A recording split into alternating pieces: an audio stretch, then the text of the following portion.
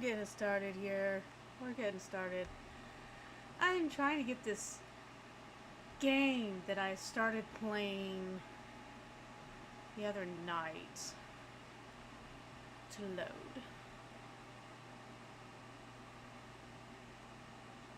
And it's not... It's being very, very slow. Very, very slow.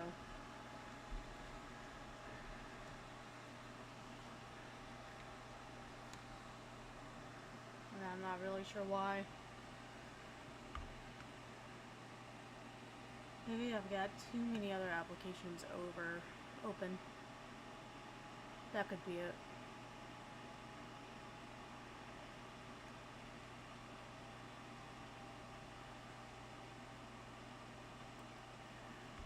But I was kind of getting annoyed with it the other night while I was trying to get the hang of it.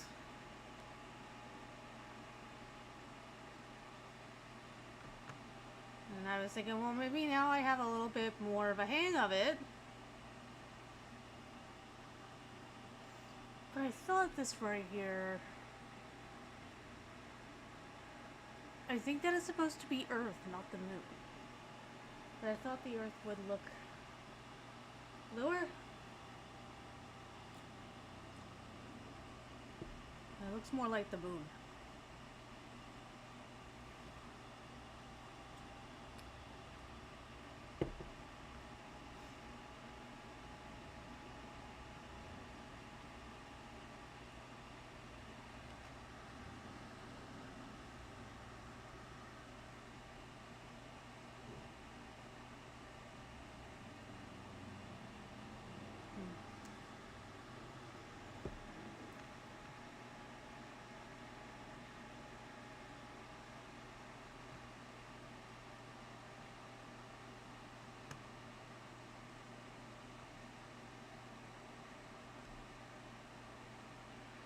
This is Mission Control, Houston. 8 days, 26 minutes into the flight of Integrity on the Artemis II mission. Man, You've been enjoying the views inside the crew cabin. Christina Cook on your left. Victor Glover with his back to the camera. Jeremy Hansen on your right. Reed Wiseman is there as well. They've been working to pack up the crew cabin in advance of tomorrow's parachute-assisted splashdown of the Pacific off the coast of San Diego. Splashdown time scheduled at 7:07 p.m. Central Time Friday night, 5:07 p.m. Pacific Time. Integrity, did you want to talk stowage now?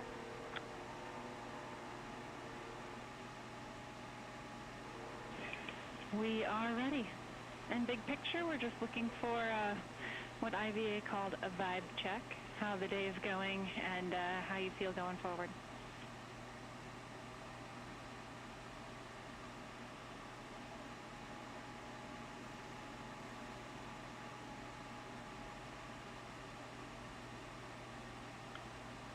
So we completed the stowage that was in the procedure 26.5.300. All of that went fine. And so really at this point, we'll probably have a little bit more uneaten food that we'll put in bag 7 is our plan right now, just depending on how much food we individually eat over the next day, I guess. And other than that, we're just sort of going through the cabin and putting things away as we're done with them and just looking it up on the Excel spreadsheet as to where to put them, the packing plan. And that's a bit tedious at times, but overall I think we have a handle on it.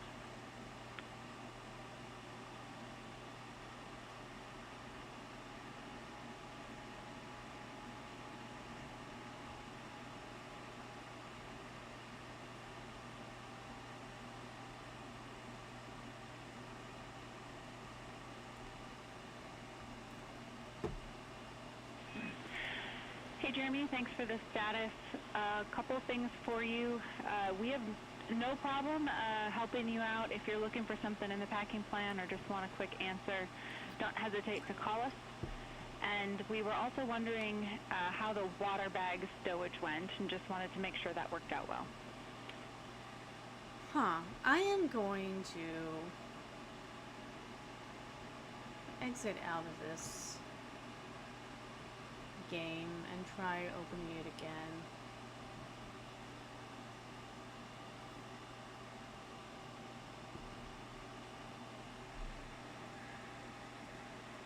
It's really weird that it's taking so long for it to load.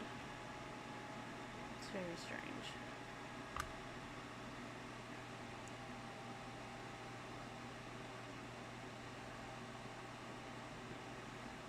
Okay, we just went around the group. Nobody had done that. I guess all of us were sort of thinking it was timeline somehow. So we'll go back to the daily summary and have a look at that. We can fit that in somewhere, but we haven't done it yet.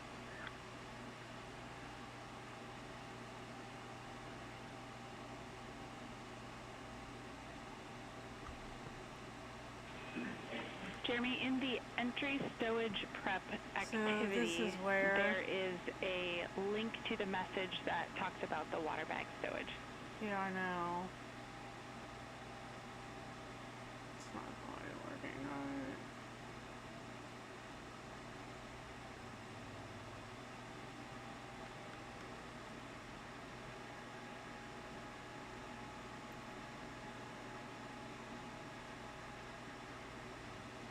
That conversation between Capcom Jackie Mahaffey here in the flight control room and Jeremy Hansen on the right of your screen aboard Integrity, dealing with where items are being stowed for the trip back home tomorrow. We are still 1 hour away from reaching the halfway point on the trip back from the moon. The moon being the prime target for this mission, and the historic lunar flyby that occurred by this crew back several days ago. Why is this That not carried loading? the crew behind the far side of the moon, Okay, there we go. flying within 4,000 miles of the lunar surface before beginning the trip back to Earth. And then the other thing I have for you that just might simplify, as we take down all of the Nat Geo setup and the charging setup, They've already done where is there a simple way one. that just all of that stuff can go in one location? So I'm talking about the USB charger, When the return recorder, the GoPro trajectory Max, the Bogan arm fix. for that, the microphone. Can all of that just go in one location, or as opposed to us having to look up where each of these items go? Plus, I'm also curious about the battery chargers for the D5s. They need to go somewhere as well.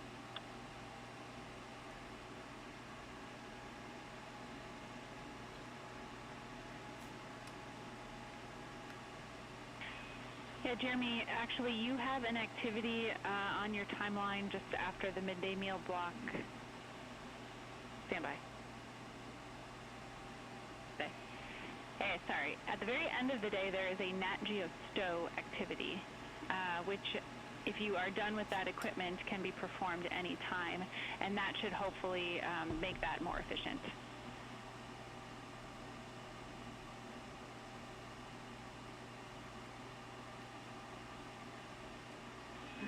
And we are checking on the battery chargers for D5 Okay, questions. that's helpful. And then what about, I think we'd like to leave, I'm kind of expecting we might want to leave the USB charger up tonight. Maybe not, but if we do, where can we put that quickly in the morning?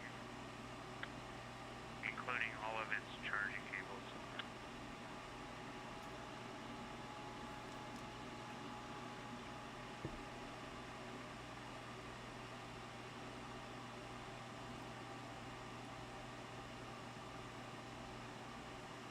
I figure out what it is that she's doing there in the background.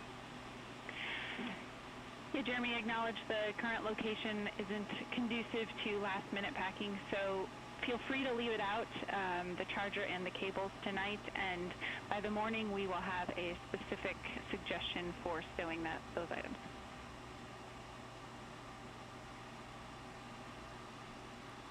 Okay, and then the PCD power cable that we are using in pump 2, same thing for that. Probably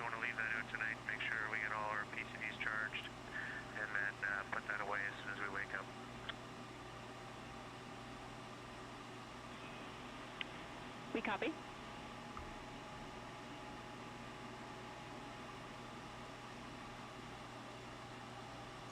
Again, ongoing discussions between Jeremy Hansen and Capcom Jackie Mahaffey here in Mission Control as the crew packs up from a cislunar camping trip.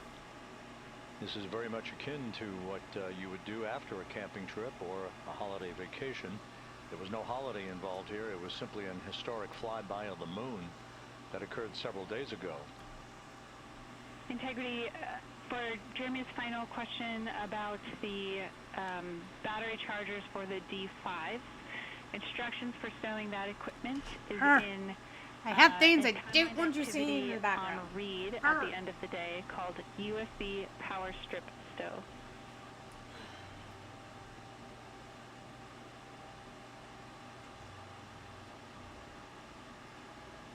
Okay, thanks, Jackie.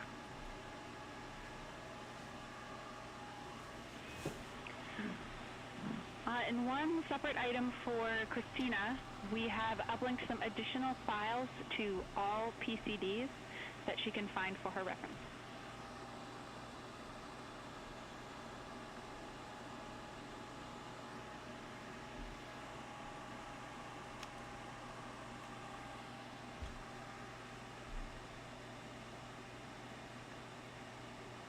So with Integrity Systems in good shape and the crew nearing the halfway point between the moon and the Earth on its trip back to Earth, the crew is making a list, checking it twice. All the items that they're packing up right now for the high-speed entry back into the Earth's atmosphere tomorrow evening.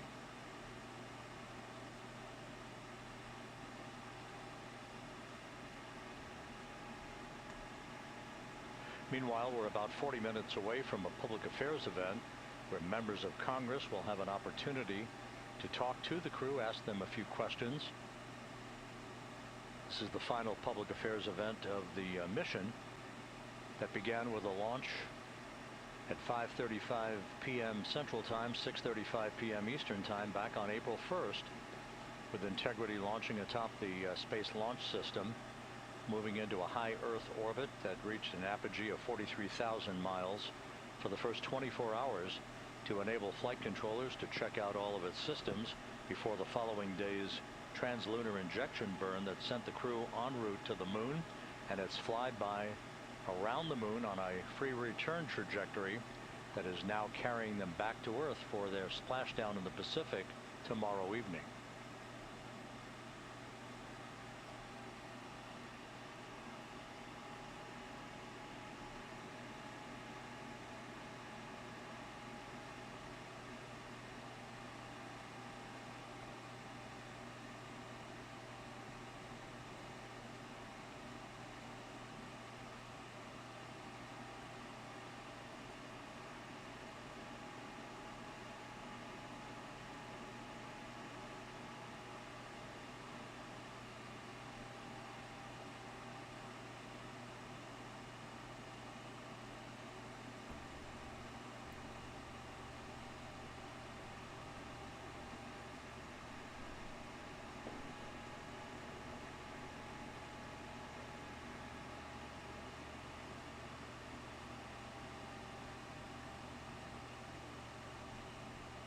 Less than an hour away from the midway point between the Earth and the moon, there is the destination for Integrity's astronauts, the home planet of Earth. The velocity of Integrity will begin to speed up pretty dramatically in the morning. In the final hours of this mission, the crew will be awakened on Friday morning at 10:35 a.m. Central Time, 11:35 a.m. Eastern Time. We'll move into the final configuration of their crew cabin for entry. We have coming up in about 3 hours and 40 minutes the return trajectory correction burn number 2, a 9-second burn of the reaction control system thrusters that will further fine-tune Integrity's path toward an entry corridor prior to reaching the Earth's atmosphere over the Pacific Ocean. Trying to figure out if it's possible for me to troubleshoot and There fix is a the final issues. RTC-3 burn, or you return I seem to trajectory be correction having number this 3 game. burn at 1:53 p.m. Central Time on Friday afternoon. That will be a few hours before we get into the critical events that will lead looks like it might towards be because there's an splashdown. update. The separation of the crew module from the European service module at 6:33 p.m. Central Time. 15-second raise burn. Let's see if that solves my problem now. Heading into the Earth's atmosphere for the crew. That will occur at 6:37 p.m. Central Time. Entry interface, the point at which the crew will reach the first traces of Earth's atmosphere I think and we feel have, the tug of we have gravity it for now. the first time in 9 days. Maybe. That's scheduled at 6:53 and 30 seconds p.m. Central Time on Friday evening. A series of parachutes will begin to deploy to first pull the forward bay cover off the top of the vehicle, then deploy drogue chutes and then the main parachutes, with splashdown scheduled at 7:07 p.m. Central Time, 5:07 p.m. Pacific Time, 2.5 hours before sunset off the coast of San Diego. The weather forecast for splashdown is ideal, with winds I'm less sharing the than maximum number of swings I'm allowed. 10 knots Okay. and wave heights very, very gentle. Almost ideal conditions for the return of these 4 crew members.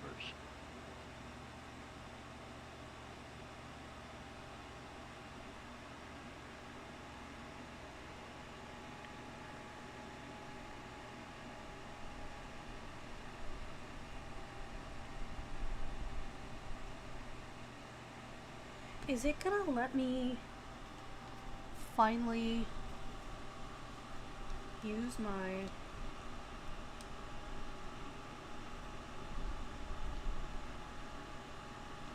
let me see.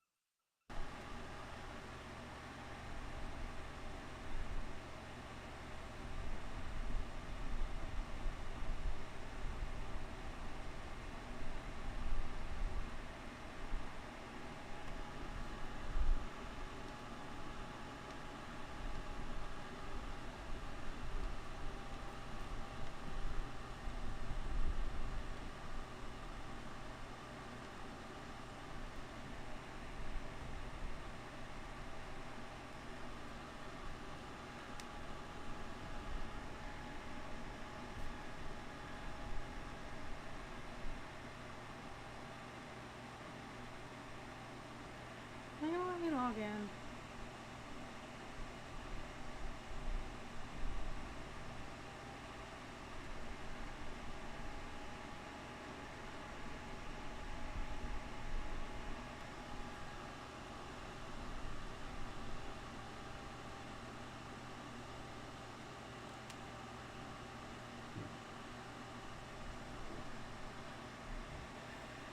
Wait a minute, this is not...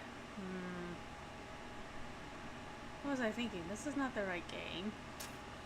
I'm a dumbass. This isn't even the right game. I was like, it's not loading in. It's not even the right game. This is a game that I have not played in a while. This has been a fairly quiet day of board And I integrity, couldn't beat it. with the crew concentrating on stowing not do the this. crew cabin and reviewing their flight data file, Let's exit out of this. conferring with Entry Flight Director Rick Hentling regarding entry and splashdown procedures, and making sure that all the equipment they need for their final hours in space and their high-speed entry back into the Earth's atmosphere tomorrow, that everything will be at their disposal.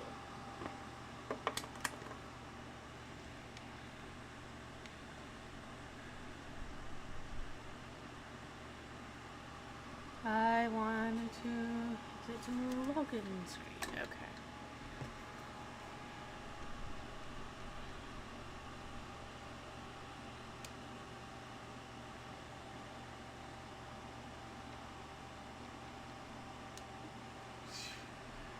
Was not even the right game. Once again, we're about 30 minutes out from our final public affairs event of this mission. What A conversation between members of Congress and the crew of Board Integrity as we approach the halfway mark of their trip home back to Earth from the moon. Game of Thrones.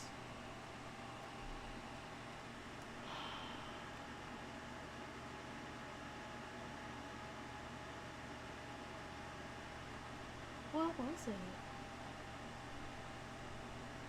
I don't think I have a desktop thing for it. What the what? What was the game that I was playing?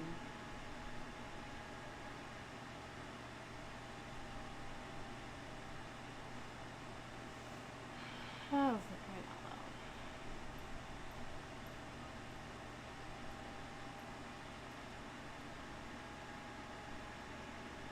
It was RuneScape.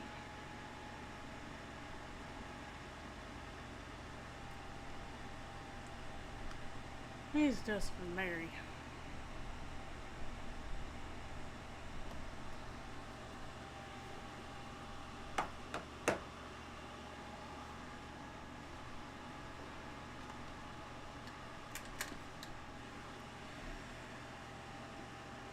That other game, last time I tried to play it, it was too hard on my computer.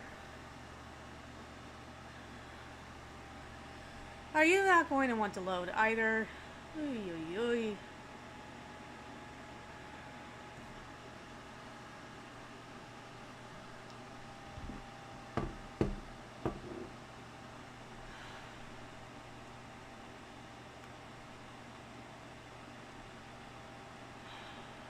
Oh my God.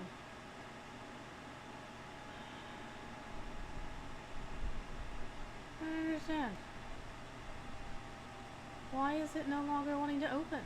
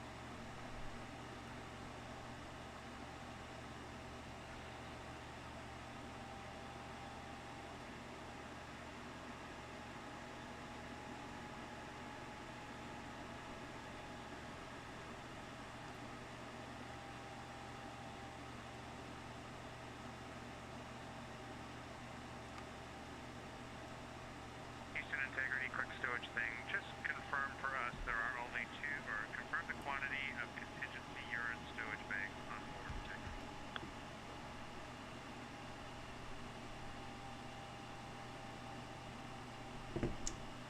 Something is wrong with this fucking game. Jeremy, there are 3 total. I was annoyed you with used one anyway. for potable water on the first day. We think you've used 1 for urine, and we think you have 1 empty. Now it's pissing me off because I don't want to work.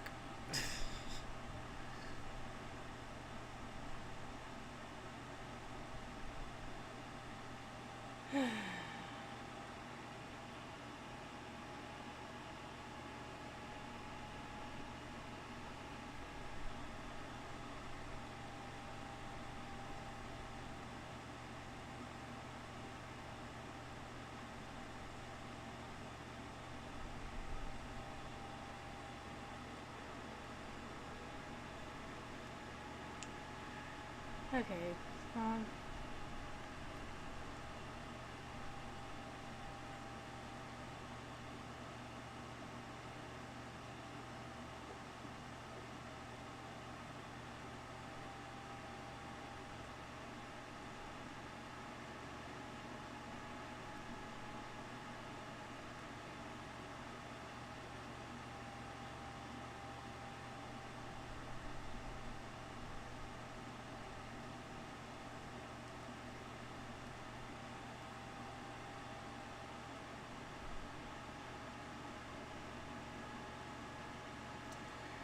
Okay, so uninstall. And install it again. Well, it should be working, so.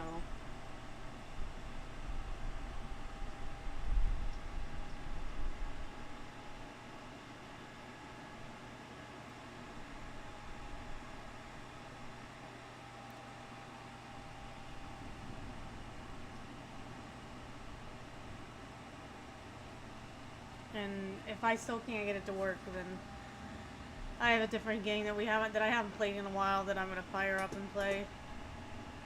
This is kind of retarded.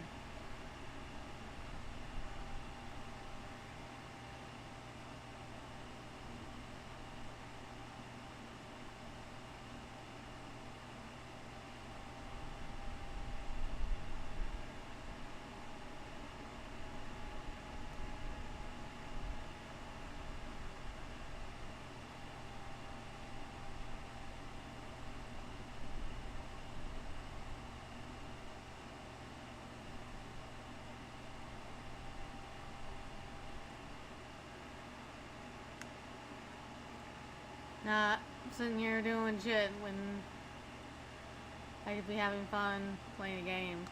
So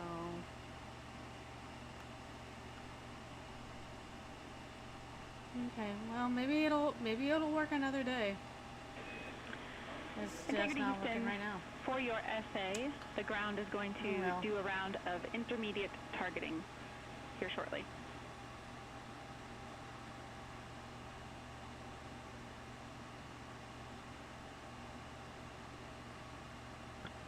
Okay, thank you for that, Jackie.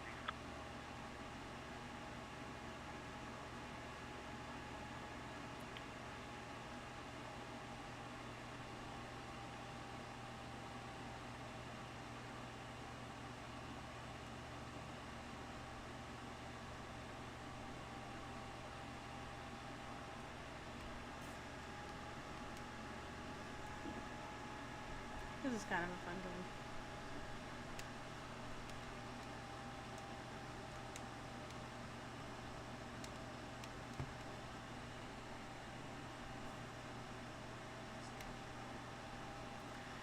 Hey, we've got awards to claim. Just 38 minutes away from reaching the halfway point of the trip back from the moon. Integrity's astronauts are continuing to pack up all of the gear in their crew cabin for tomorrow's return to Earth. And we are about 20 minutes away from a public affairs event in which they'll have an opportunity to talk to members of Congress.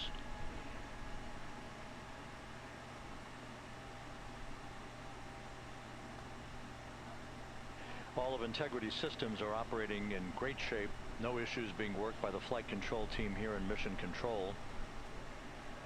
The day is beginning to wind down. However, there is one more critical burn on tap for this evening. That's scheduled 3 hours and 25 minutes from now at 9:53 p.m. Central Time. That is the second in the series of 3 return trajectory correction burns, the RTC-2 burn, as it is called. This will be about a 9-second firing of the thrusters to fine-tune Integrity's path and angle of attack, simply tweaking its orientation towards an entry corridor that will take it toward its splashdown point off the coast of San Diego on Friday night.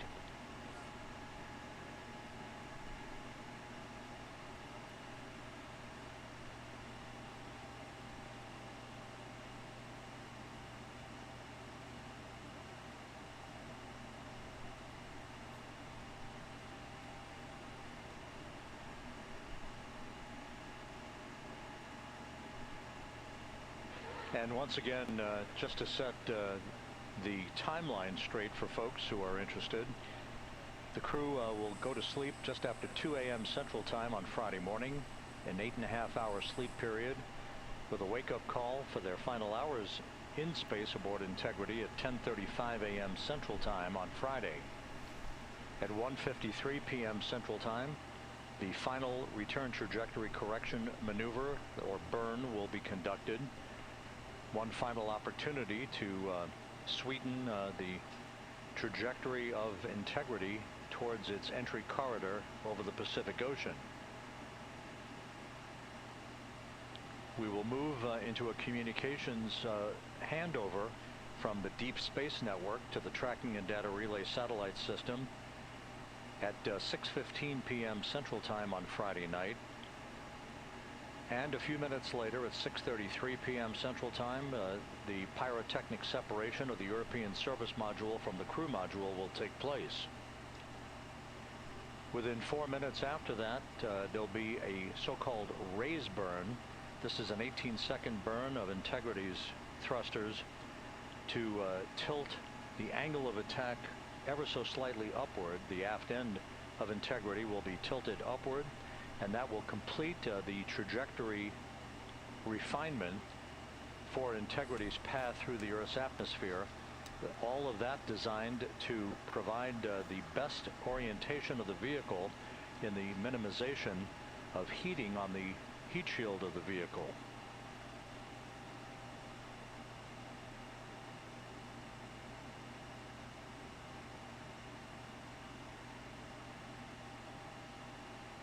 If all goes as planned, Integrity will enter the Earth's atmosphere at an altitude of 400,000 feet at 6:53 and 30 seconds p.m. Central Time on Friday night.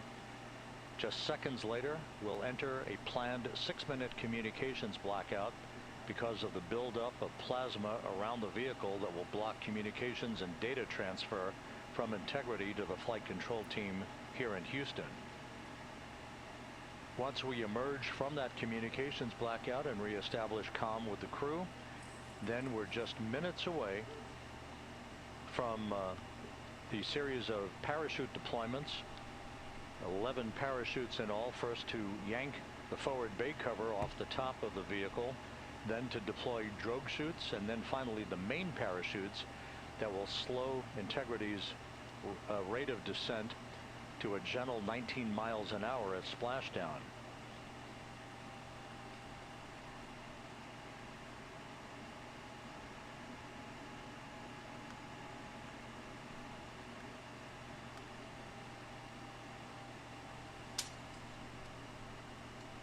As mentioned before, the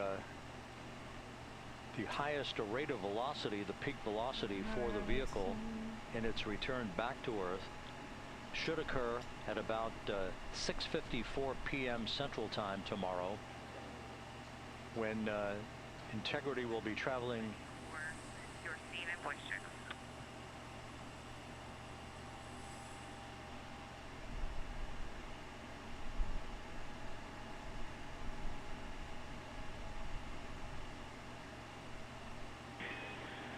We are taking a look, and we'll take a 10 count.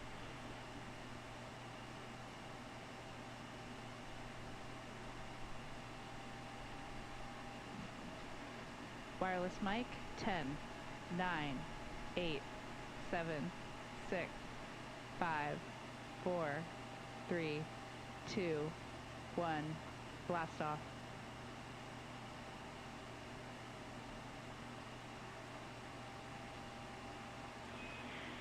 Copy blast off. Good scene and voice. We'll be ready on time.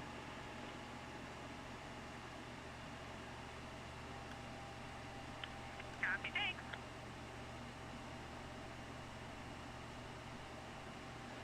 That scene and voice check, part of the routine procedures to set up for our public affairs event coming up in about 16 minutes, where members of Congress will have an opportunity to talk to the crew aboard Integrity.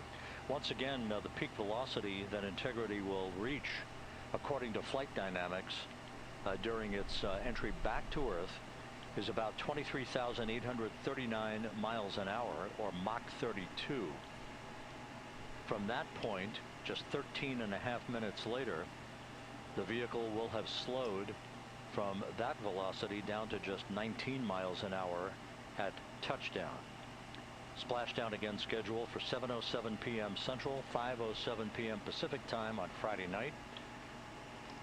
The USS John P. Murtha, the recovery ship, is on station, ready to deploy Navy divers and other recovery personnel, Navy helicopters, fast boats that will erect a life raft, basically a huge raft called a front porch, alongside the capsule after splashdown and after airbags are inflated at the top of the capsule to maintain upright orientation for integrity.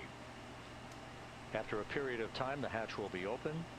The Navy divers, including a Navy surgeon, will move inside the vehicle to make a preliminary health check of the crew before they are extracted one by one onto the front porch and then be hoisted onto a pair of hovering helicopters for a short flight back to the deck of the USS John Murtha and to be brought into medical bay aboard the ship for more comprehensive medical exams.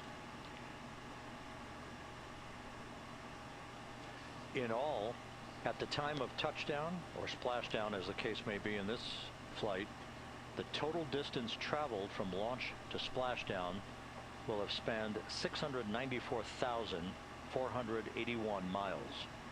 That includes the high Earth orbit that Integrity was launched into for the first 24 hours of the mission to provide flight controllers an opportunity to check out all of its systems. Everything in good shape on board Integrity. The stowage of the cabin in preparation for the crew's homecoming tomorrow has continued in flawless fashion. No issues being worked here in the flight control room as the Orbit 3 team, or the planning shift, comes on to begin a handover. Integrity, for that stowage for the water that we're just been working on, it said as nadir. So can you just confirm you want it on the bottom underneath the other CTBs?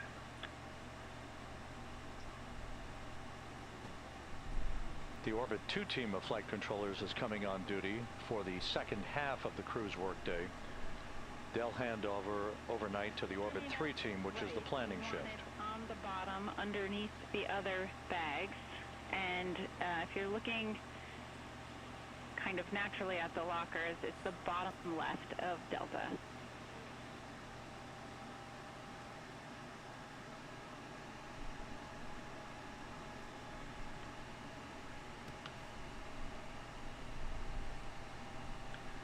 Okay. Yeah, that's how we interpret it too, so we'll do that. That's a bit more challenging, but we should be able to get it done. The other thing is we could use a location for 2 more hefty bags. We got the ones that we've used today so far out of the containment bag.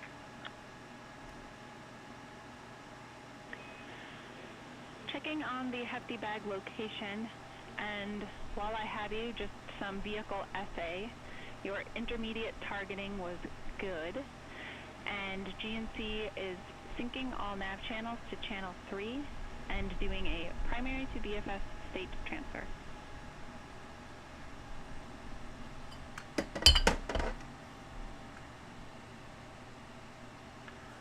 Okay, Jackie, all that tracks.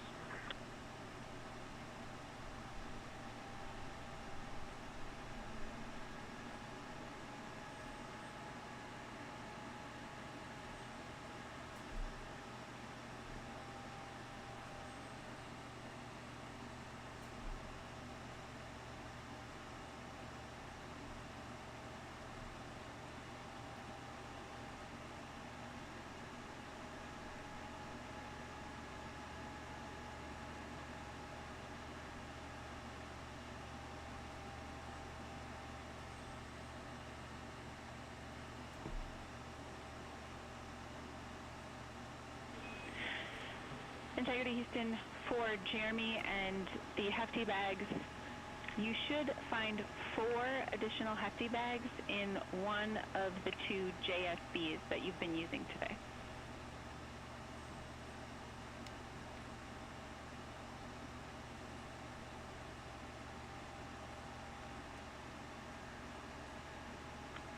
Okay. we'll have a look.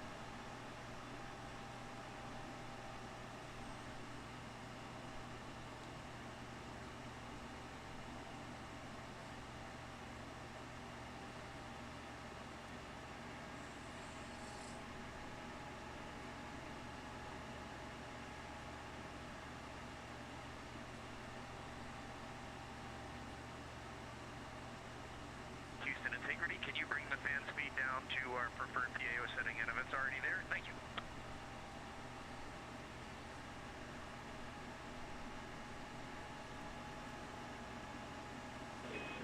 It is there.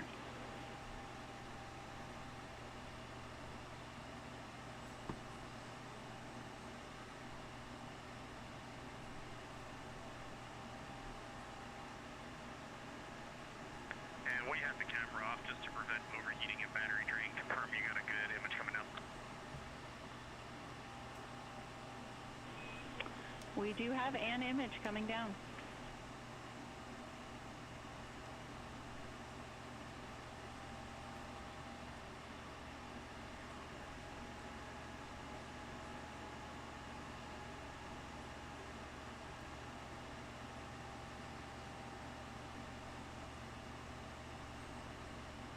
You know, Jackie, Snark does carry across the cosmos. That delayed smile made me feel very good.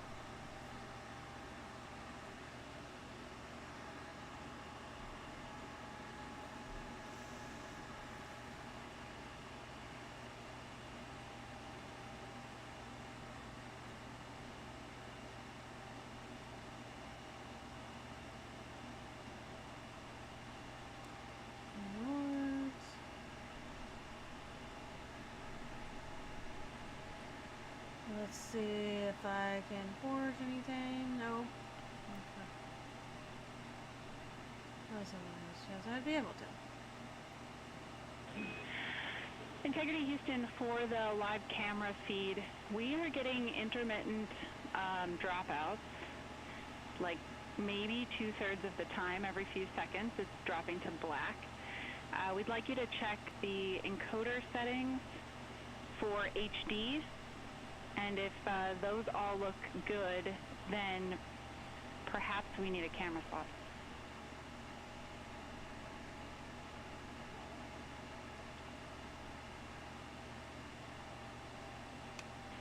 Copy, thumbs up.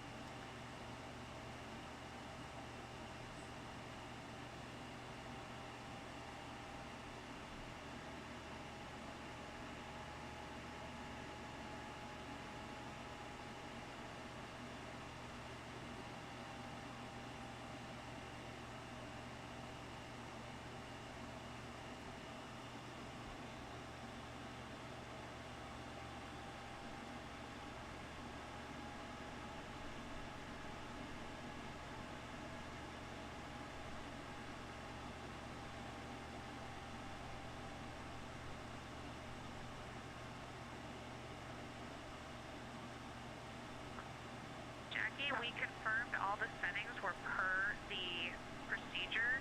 We stopped and restarted the stream. We're prepping another camera. Please let us know what you'd like.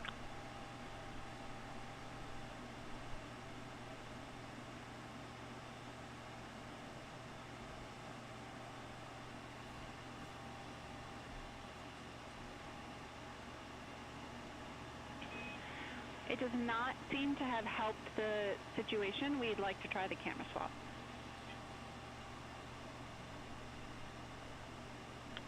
Doesn't work.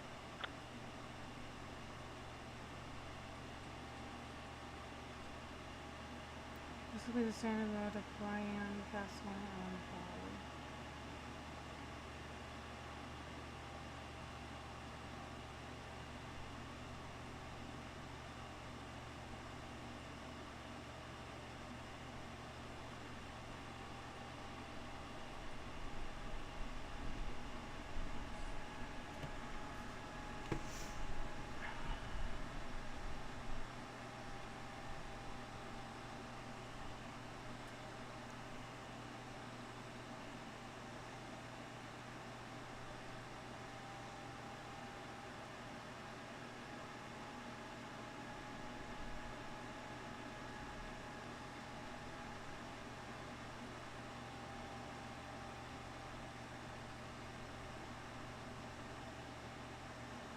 This is Mission Control Houston. We're standing by for the crew to complete the setup for the upcoming PAO event, in which they'll have an opportunity to talk to members of Congress.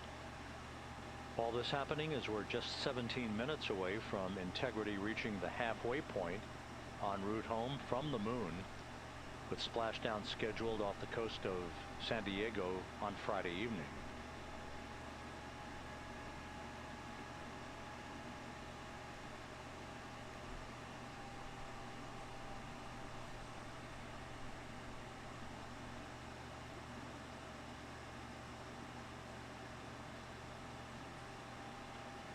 New camera in place and wired up. How's it look?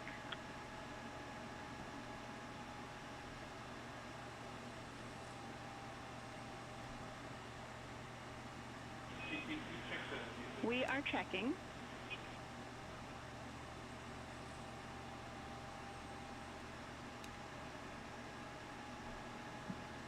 Wireless mic audio check. 3, 2, 1.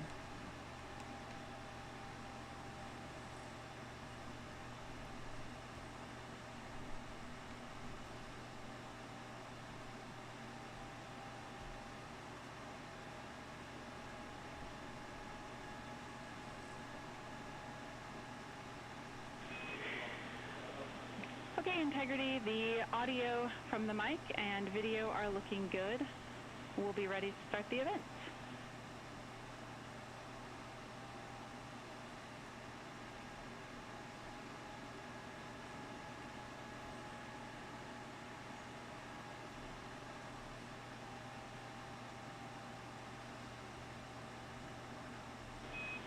Integrity, this is Houston. Are you ready for the event?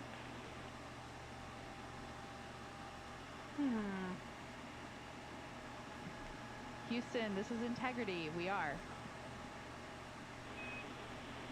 Administrator Isaacman, this is Mission Control Houston. Please call Integrity for a voice check.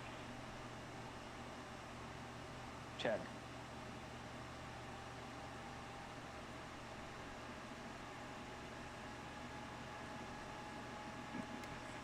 Integrity had a check, loud and clear. How do you have us?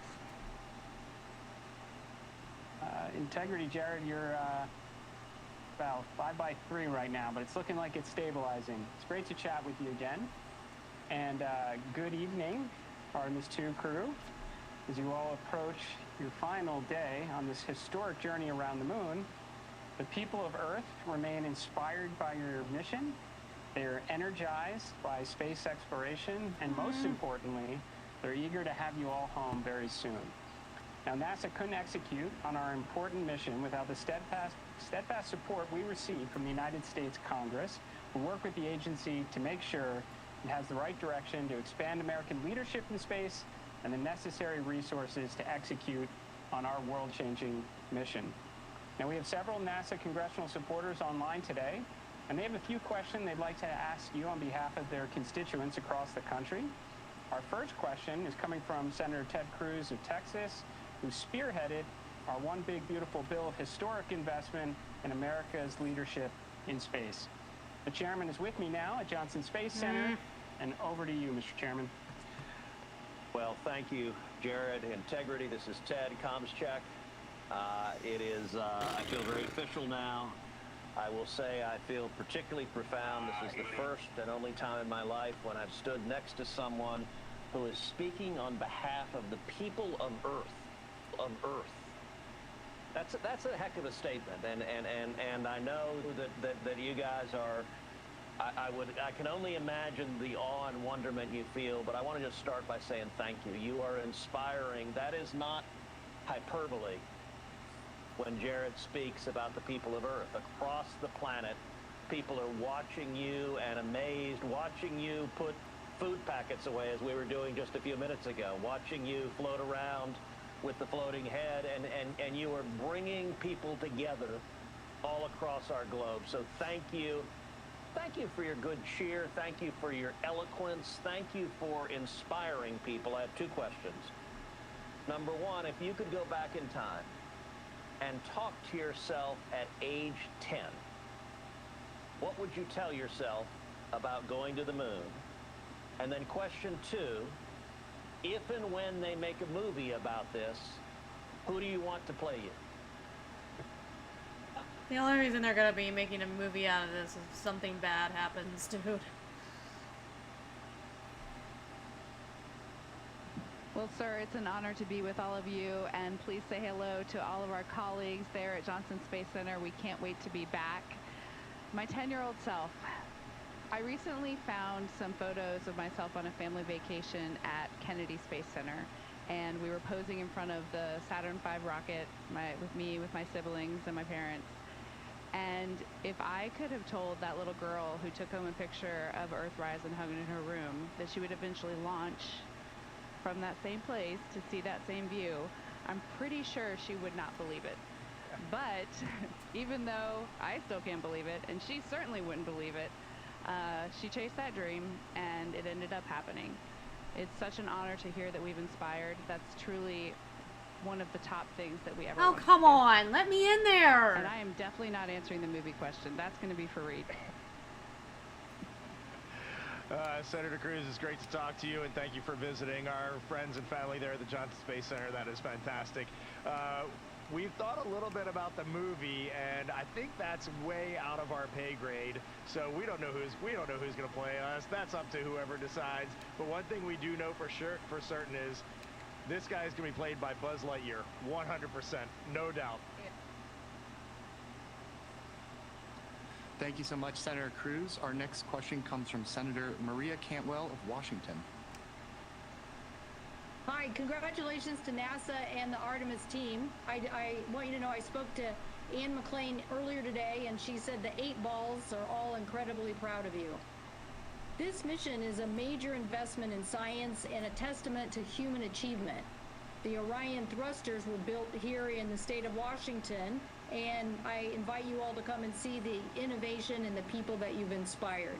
My question is, as Americans who've traveled the farthest and seen direct observations that are proving so invaluable, once we go back and land humans on the moon, what are we going to learn from the human eye that the moon rovers couldn't tell us?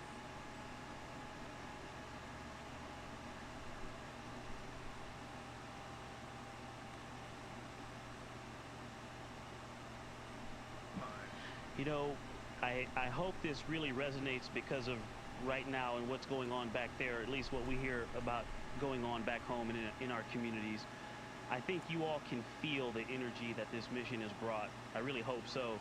And one of the things that I was asked to talk about when I come back by one of my good friends, Tony Antonelli, he said, I want to know how it feels. There's going to be tons of pictures, but I want to know how it feels. And I think a rover can collect data a lot slower, but the human's going to be able to do it much faster. But then they're also going to come back and tell you how it feels. But physiologically, in a technical and medical sense, but also in an emotional sense, so that we can continue to have that human connection, not just the scientific and exploration, but the human connection.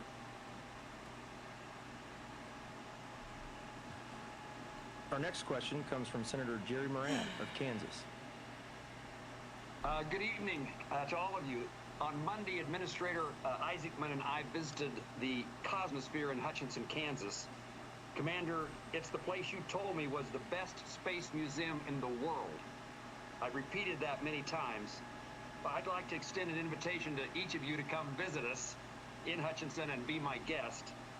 But I also want you to tell me how you can see the Artemis II mission, as well as the Cosmosphere, inspiring the next generation for the well-being of the world.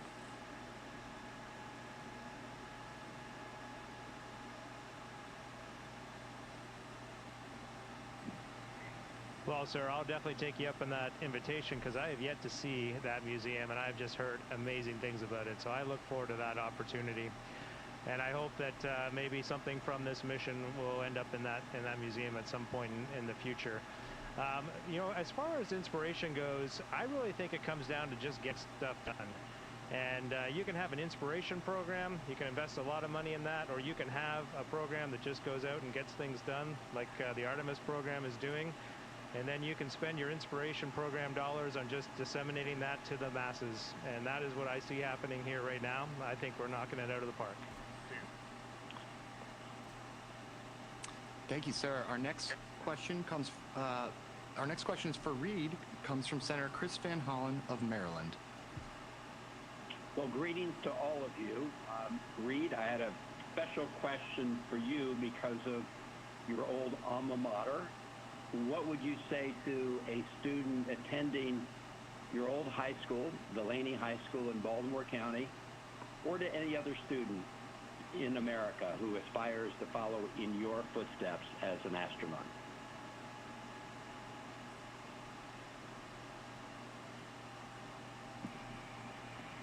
Well, Senator, it's great to talk to you. It's great to talk to you, especially from my home state of Maryland there. Lots of love. And I mean, this could be a huge answer, but most simply, I think that the students of today, they've got to be willing to fail. They've got to be willing to take some risk in their school. Straight A's, that might be important to some, but really expanding your horizons, going out and doing things that are difficult, things that scare you, things that you might have to try a few times before you get them right. That's all well and good, and that's a huge part of the learning process. And one of my biggest takeaways from life is it's not how well you succeed, it's how well you fail. And when you have a tough spot, you got to get up and get back on the horse and keep on going. And I think that's so critical for the youth across the nation and across the world today. Just keep driving and keep trying and keep innovating. Thank you. Good advice. Thank you. Next up, we have a question from Congressman Brian Babin of Texas. Hello, Artemis II crew, Reed, Victor, Christian, Christina, and Jeremy. I'm so proud to represent the team at Johnson Space Center and supporting you every step of the way. The entire country is inspired by your work and your dedication. It's amazing. And my question would be, if you could relive one moment of this mission so far, what would it be?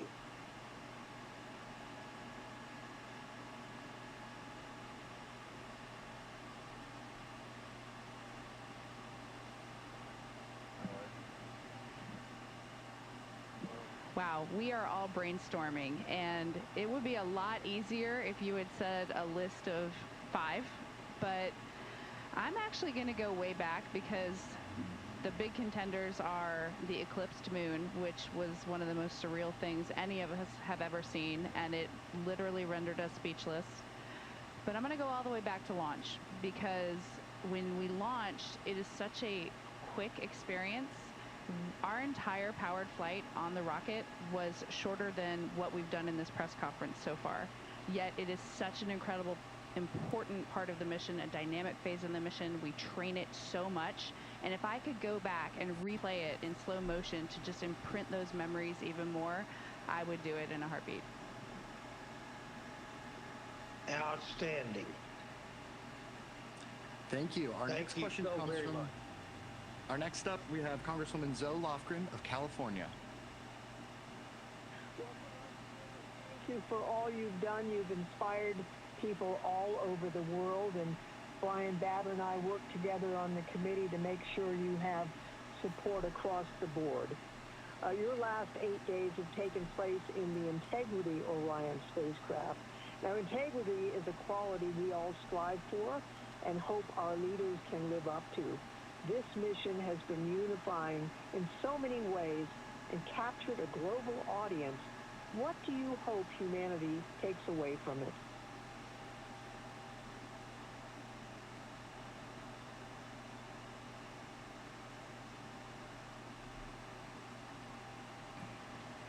Thank you for that question, and hello to everyone in California. I hope that we connect back to when we went to the moon the first time and we started calling big things that humanity accomplished moonshots, and we take ownership of this moonshot and realize that we can do it. And then we also think about the future and that this is just the beginning, and that there's nothing that we can't accomplish when we pull all of our differences together, not in spite of them, but when we pull them together and we work on something big for the good of everyone. All right, next we have a question from Congressman Hal Rogers of Kentucky. We're proud of you and proud of the tracking that's being done of your event at Morehead State University in eastern Kentucky. After emerging from the far side of the moon and seeing the entirety of the Earth through that small window, how has all of this impacted your determination for what America can accomplish in space?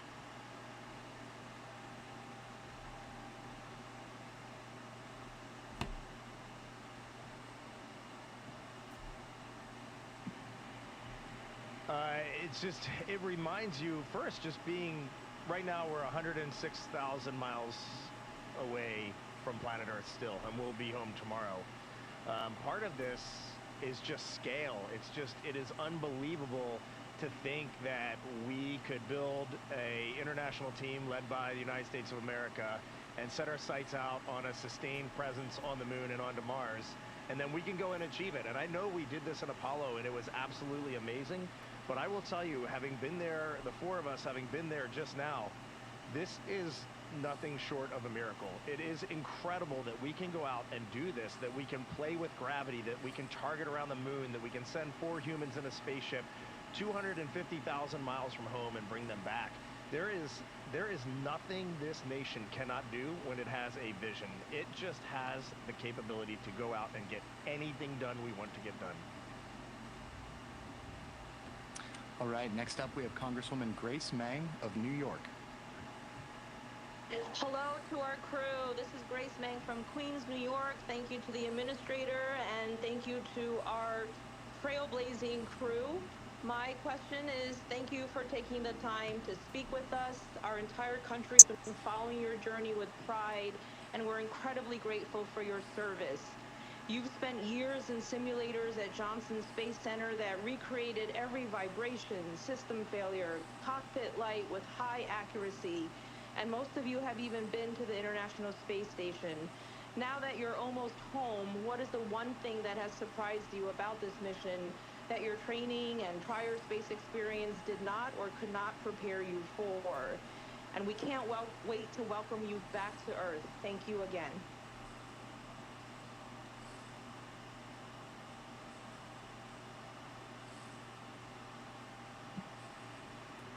Well, it's going to be a 2-for-1 deal because I definitely have to call out what Christina was talking about, seeing the far side of the moon, but eclipsed. When it's eclipsed the sun was, I know you saw some pictures, and the pictures look pretty close to what we saw, but it really was something. But the other thing, kind of, your question made me think about when you're talking about all the simulations.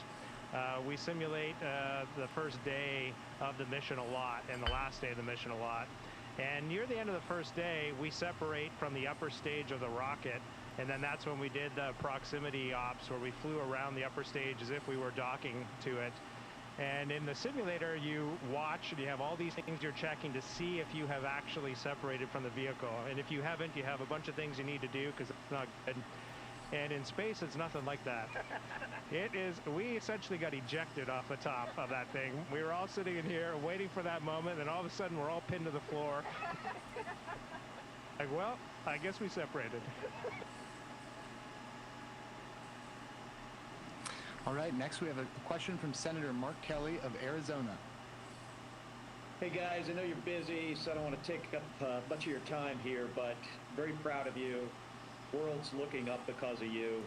You've reminded millions of people what a crew and a mission and a shared purpose can really do.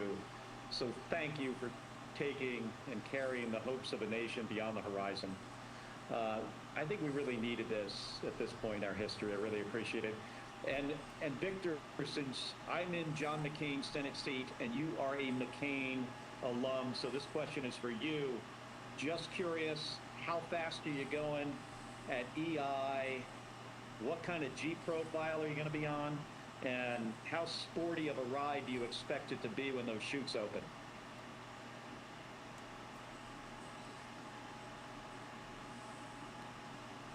Oh, Mark, thank you. It's great to hear from you. Thank you for your continued leadership and support and friendship.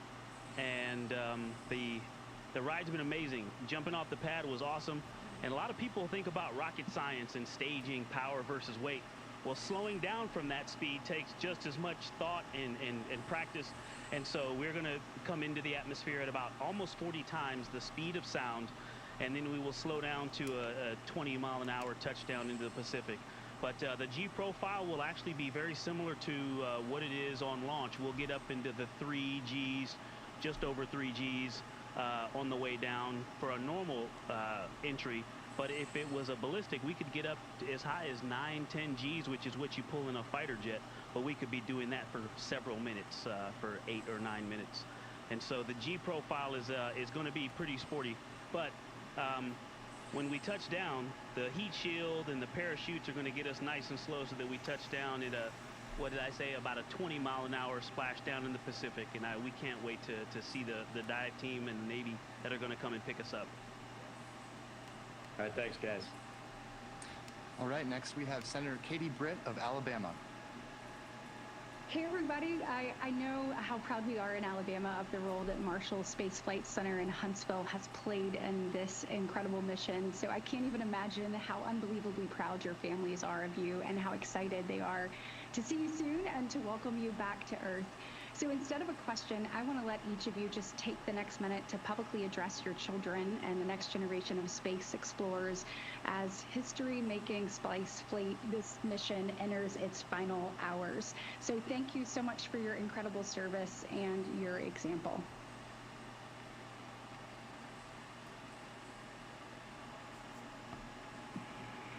Thank you very much for this question. We are in a maneuver right now, so I hope we don't lose the signal briefly, but we just heard the thrusters firing on the service module to reorient us. We have a return trajectory correction burn number 2 coming up in just a little while. But I just want to look at my daughters, Ellie and Katie, and just say I love you, and their support has been unbelievable. I don't think they knew what this mission really meant when we launched, but they have learned through the outpouring of public support, their friends' support, and family support. Really, the world has come together. We have seen it, and we have seen it through their eyes, too. And it has been a very proud moment for me as their father to see the joy in their expression and the way they email and communicate when we have private conferences. For my 3 children, Devin, Ashley, and Caitlin, I think it's worth pointing out, I learn as much, maybe more from you than you learn from me. But the one thing I'd remind you, and I think is worth reminding ourselves and other youth, is that all you have to do on any given day is just get up and do your best and try to find joy in your day and try to contribute in a meaningful and positive way. And that's it. And I think we as humans, we put too much pressure on ourselves, looking for perfection. And if you look at what we're doing out here, it is far from perfection, but we are getting it done. Wait, that's us. Genesis, Maya, Joya, and Corinne, as we are on our way back from this dream of a mission, your mom and I look forward to supporting you, chasing and catching your own dreams. We've spent years coaching you, but we are very much in that transition to being cheerleaders and just rooting for you in life. And to the future citizens out there, the same sentiment applies.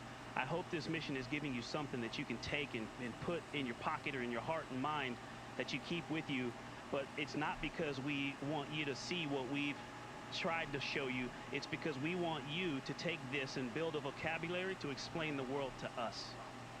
Wow. Why do I have to answer questions about you guys? That was incredible. I'll take this second to say something to my 9 nieces and nephews, which is, I love you, and thank you for the amazing letters you wrote me, the amazing pictures you drew me. You had beautiful Earths and rockets, and they truly touched my mission, and I feel like you're here with me. All right, next is Congressman Mike Herodopoulos of Florida. Hi, crew. This is Congressman Mike Herodopoulos, and I represent Kennedy Space Center in Congress. And what a thrill to have watched you take off from Kennedy Space Center. It truly unified America. I have a question from one of our local voters here in Indian River County. Her name is Renee, and she said, what were you thinking when you were going around the moon, the furthest ever from Earth, on the dark side of the moon? We'd love to hear your thoughts as you made your way around the moon out of radio contact.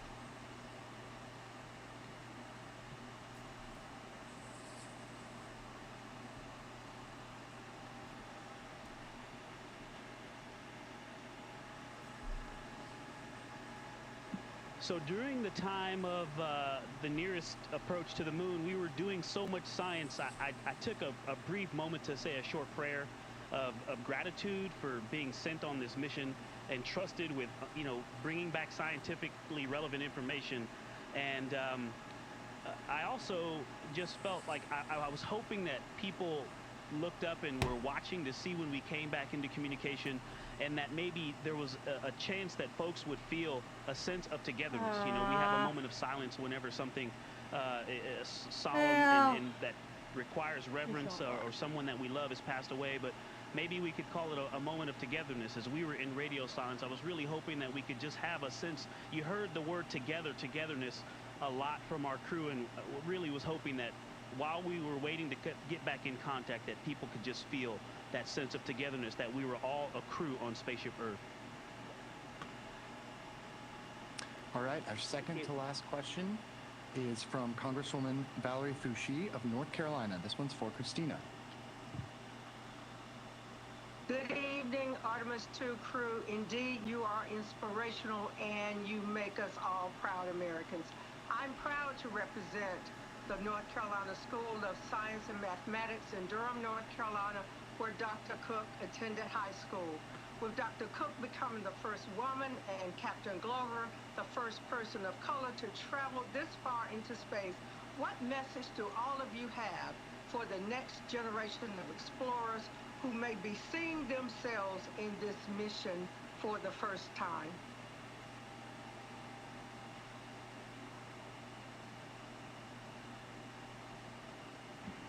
Well, it's such an honor to speak with you and that you represent Durham. All of my family lives there, and they're all flying to Houston right now, hopefully to watch our splashdown. So Durham is very near and dear to my heart.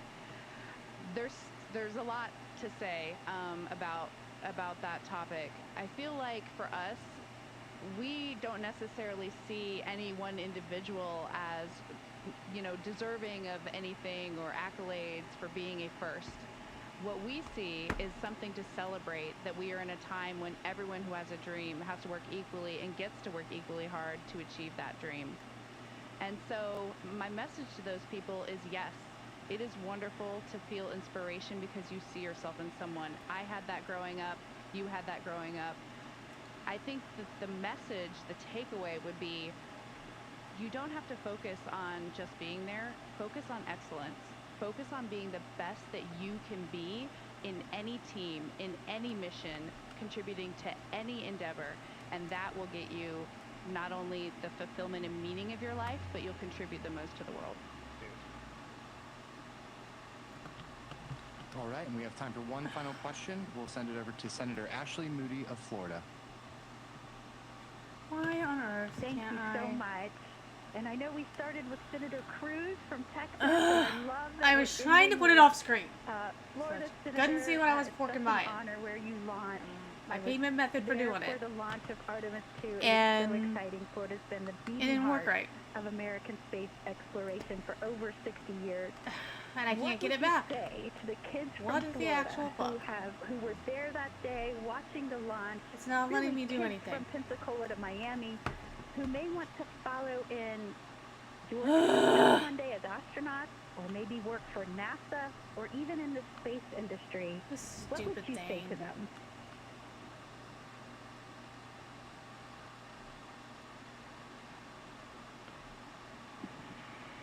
I would say we are in the golden age of space exploration right now, thanks to the leadership of Jared Isaacman and our political leaders, many of whom are gathered here right now. We are getting it done. We have our sights set on the moon. We have our sights set on Mars. We have probes going out across the solar system, robotic precursor missions, the moon, Let Mars, me out of it. Won't. moons of planets around our solar system. There's just limitless potential here. But I also want This to is just not single ridiculous. out people who are interested in spaceflight. I would say Why anything isn't that you find Control a Alt passion Delete in, when working? it sparks your interest. There is no right answer for every human. It's in your soul. So Jeremy likes to say every one of us has a gift, and we need to share our gifts to be happy. And so if you want to be a vet, be a veterinarian. If you want to help people, be a nurse or a school teacher or a public servant, a police officer.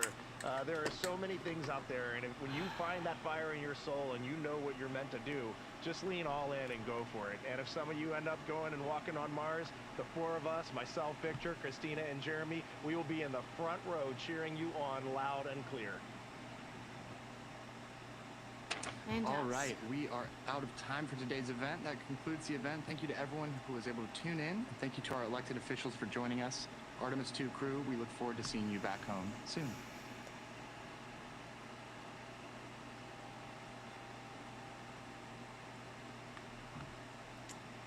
Okay, so when I Integrity, click this is in Houston task, ACR. That concludes thank the event. you. Thank You're you. supposed to actually close. Awesome. Thank you to all participants. Integrity, we are now resuming Oh, operational yeah. audio communication. Let's see if we can finally get RuneScape to work. And Integrity, just over 10 minutes ago, as you were having that event, you passed the halfway home mark. It's trying to tell me it's already running. Okay. Okay, copy that, Jackie. Sounds like the next 24 hours we're gonna accelerate quite a bit then. Absolutely. This is wild. This is Mission Control Houston. And Integrity, we are working to get OE2 into a private conference, and we'll be ready to RuneScape start finally gonna the work? flight director RuneScape is conference finally just a going to couple minutes work! early. Alright. right.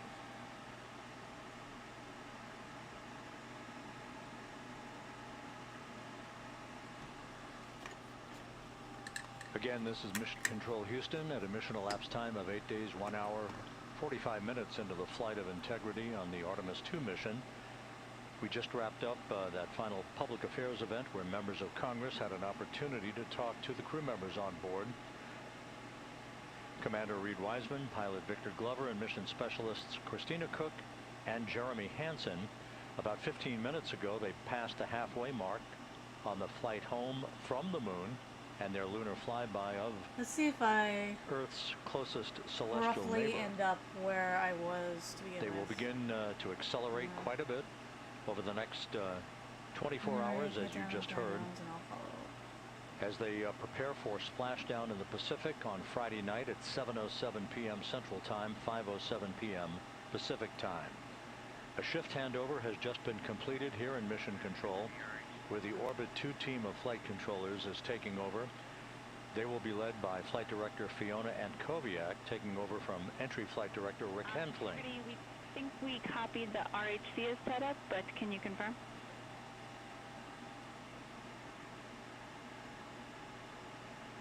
That's affirmative. The RHC is set up. We copy, and OE2 is privatized for the conference.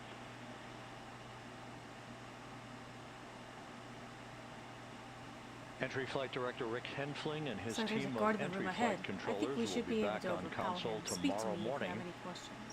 And that will be the ultimate day of this mission, the final chapter in the Artemis II flight. And that will be entry and splashdown. Entry and splashdown. The crew spent the day configuring the crew cabin, reviewing entry procedures, and preparing for their high-speed return back to Earth that will culminate in a splashdown in the Pacific 2.5 hours before sunset at 5:07 p.m. Pacific time. We'll be here all night, throughout the course of the night, and all day tomorrow to bring you every aspect of the entry, splashdown, and the recovery of the crew as they return from an historic lunar flyby and the completion of the Artemis II mission. This is Mission Control Houston.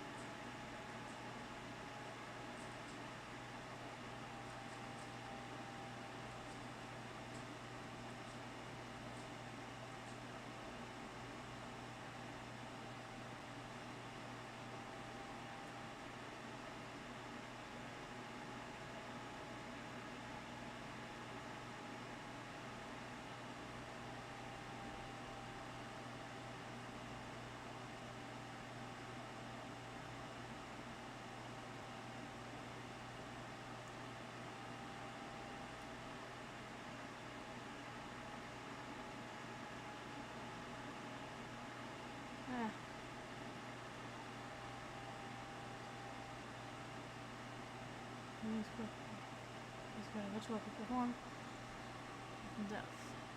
We put back the three of us so that we can do it.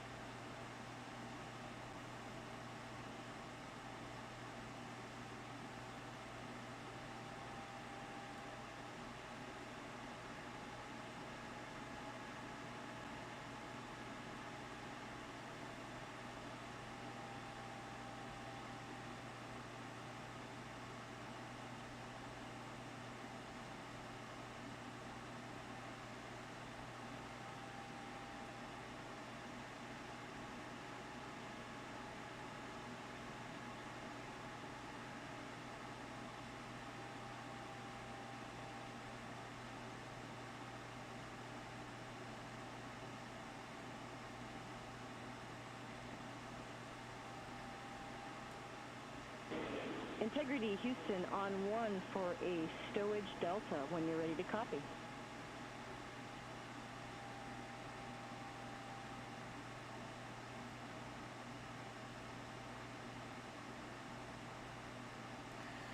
Well, I don't understand. I thought she just...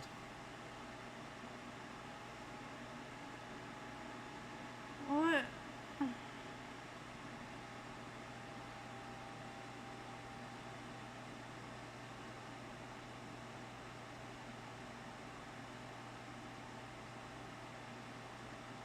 Go ahead, Houston. Hey, good afternoon, Jeremy. I wanted to give you a stowage delta, something that you can do tonight. So in terms of making room for the USB power strip stowage tomorrow, we'd like you to I think move she's telling me that I need to use the air stuff. How do I use the air stuff? The 2 items are, sorry, Foxtrot 1 large CTB. Those 2 items are going to be the portable speakers and then a Ziploc with 4 AGA batteries. And you'll be moving that from Foxtrot 1 large to Locker Echo bag 10. How copy?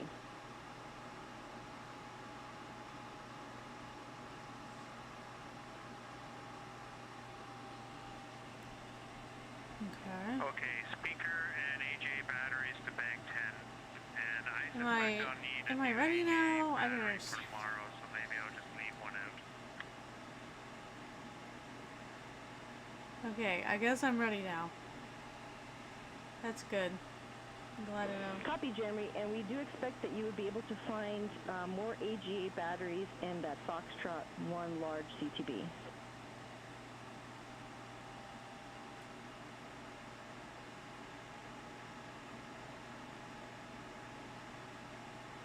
Okay, I guess I misunderstood you. I thought it was taking all the AJ batteries out of Fox 1 and putting them in bag 10. Negative, Jeremy. There should be Ziploc with just 4 AGA batteries, and that's what you're moving to bag 10.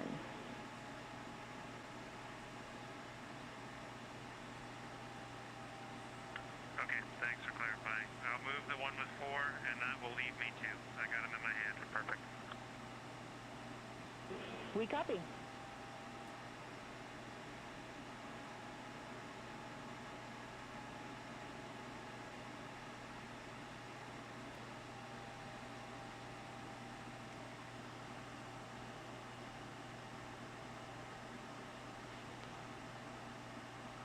Good evening from Mission Control Houston inside the Artemis Flight Control Room. I'm Anna Schneider with NASA Communications, and the Orbit 2 team of flight controllers has recently come on console and completed their handover with the Orbit 1 team, who for today was the entry team of flight directors. The Orbit 2 team today will be led by Flight Director Fiona Ankobiak, and the Capcom or capsule communicator will be Amy Dill.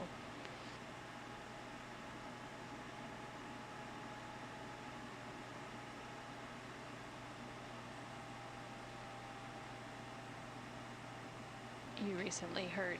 And Integrity Houston, 2 minutes to forward link LOS.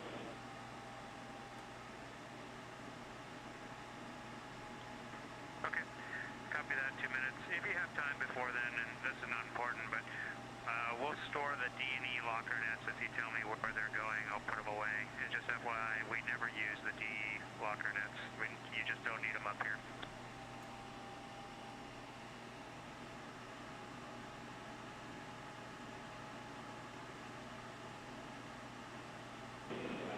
You can store those in Locker Delta, bag 7.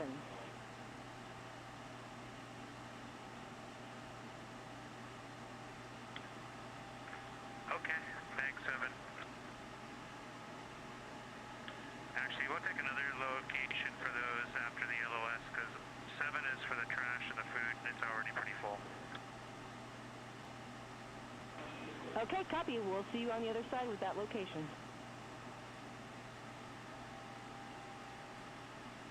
Sounds good. See ya.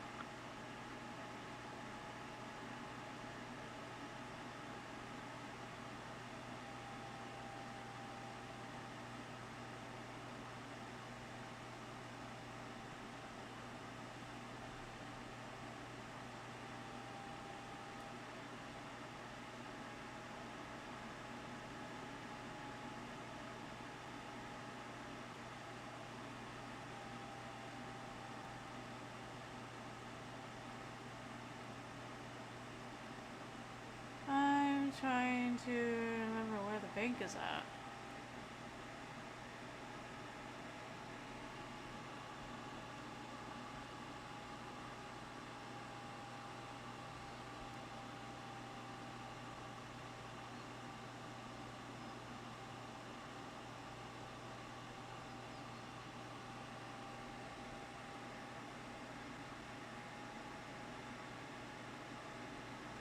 Uh-huh.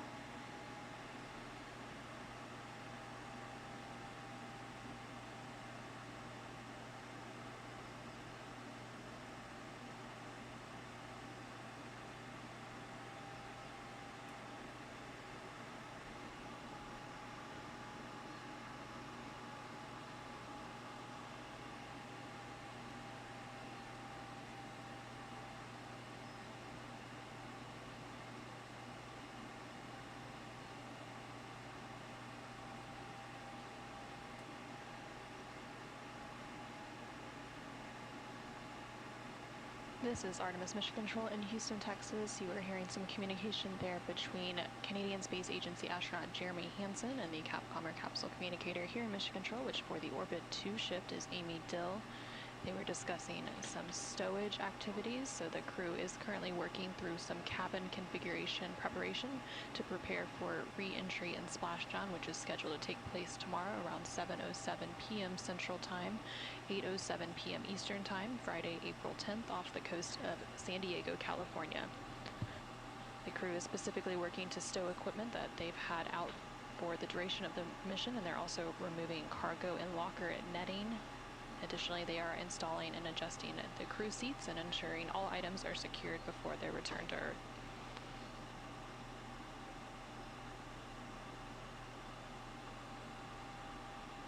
You also heard that we were entering a forward link LOS. That is a forward link loss of signal, which means that the crew can communicate down here to Mission Control, but the teams here in Mission Control will be unable to communicate back during that loss of signal.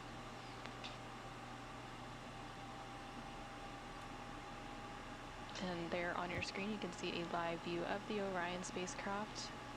These views coming to you from one of the solar array wing cameras. The Orion spacecraft has 4 solar array wings that are attached to its service module that continue to provide these views throughout the duration of the mission.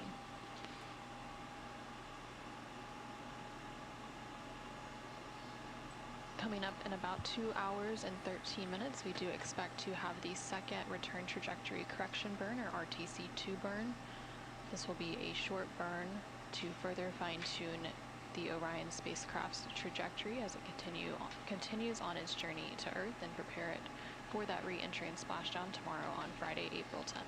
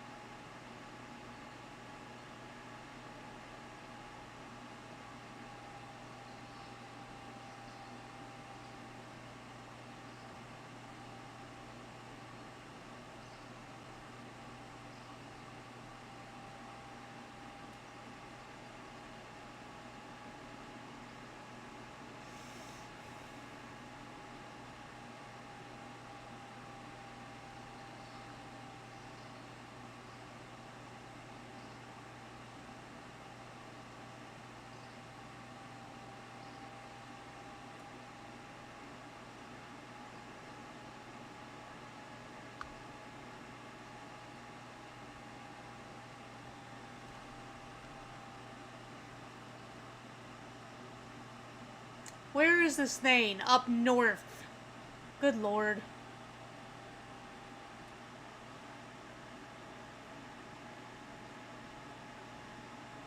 I'm assuming this way is fucking north, right?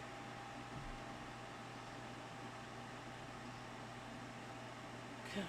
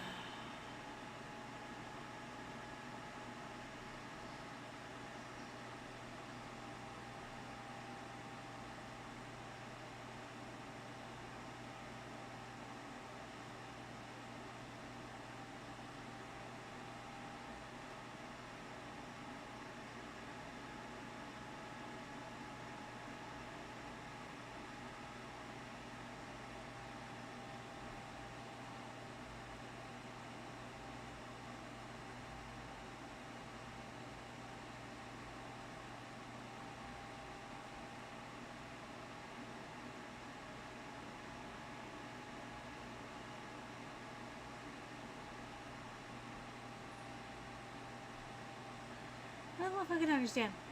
Where's the spank? I'm looking right here. Where the hell is the spank? Oh my god.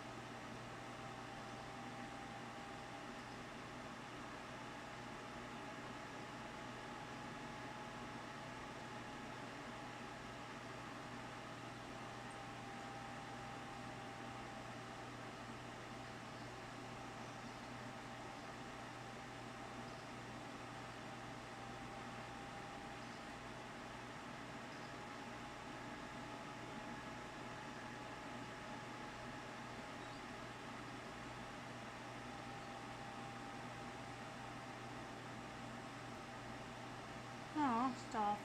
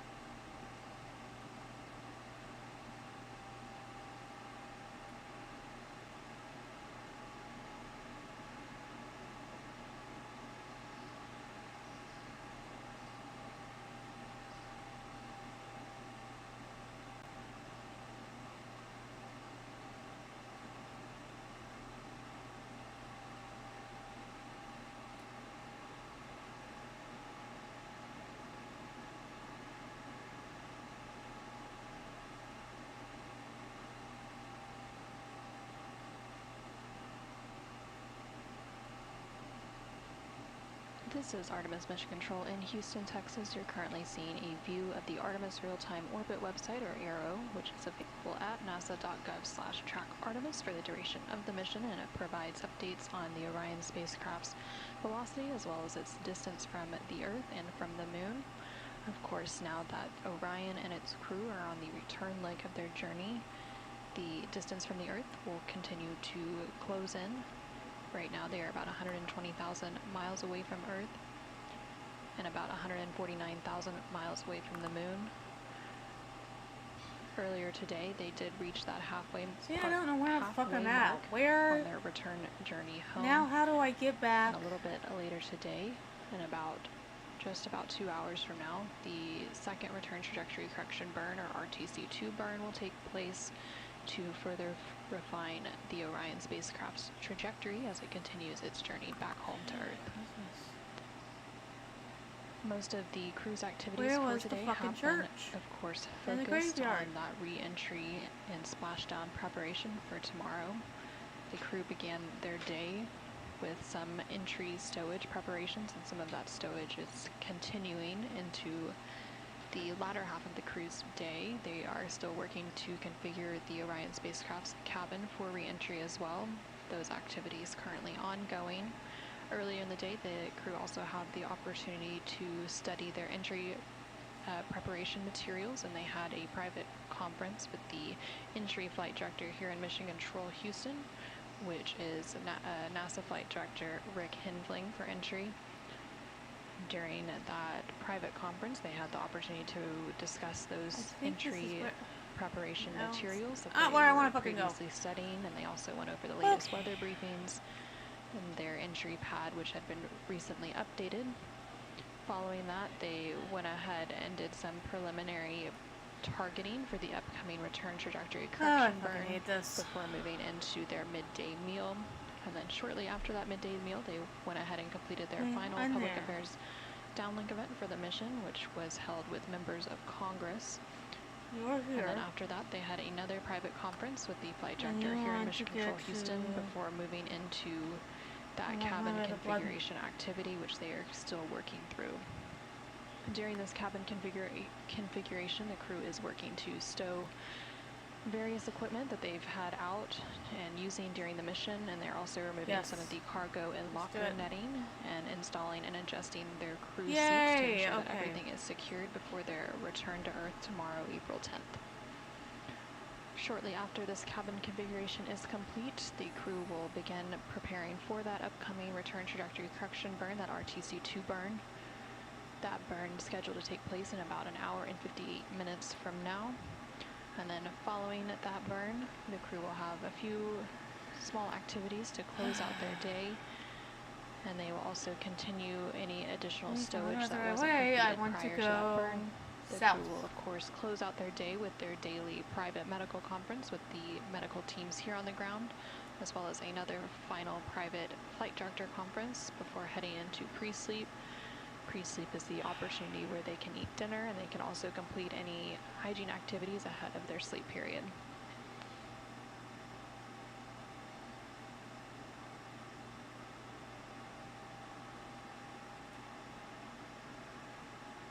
Okay, I want my awards in, yeah.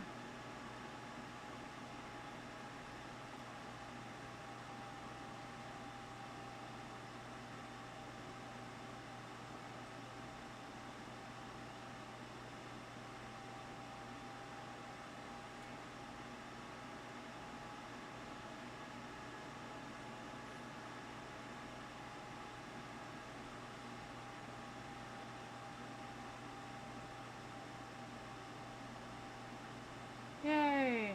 Okay.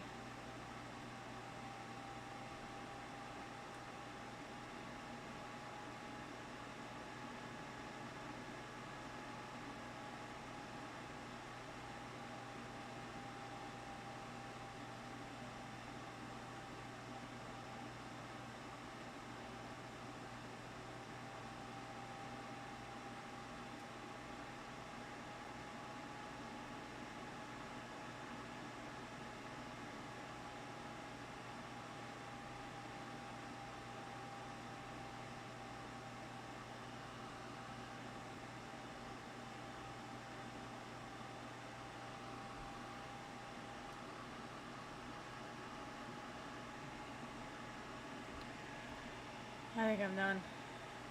I'm done. I'm done.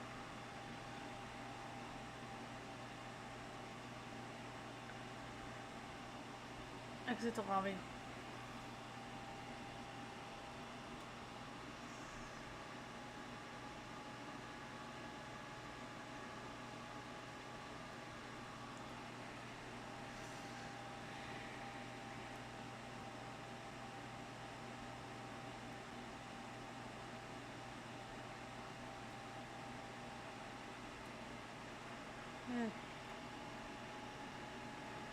Oh, goodness.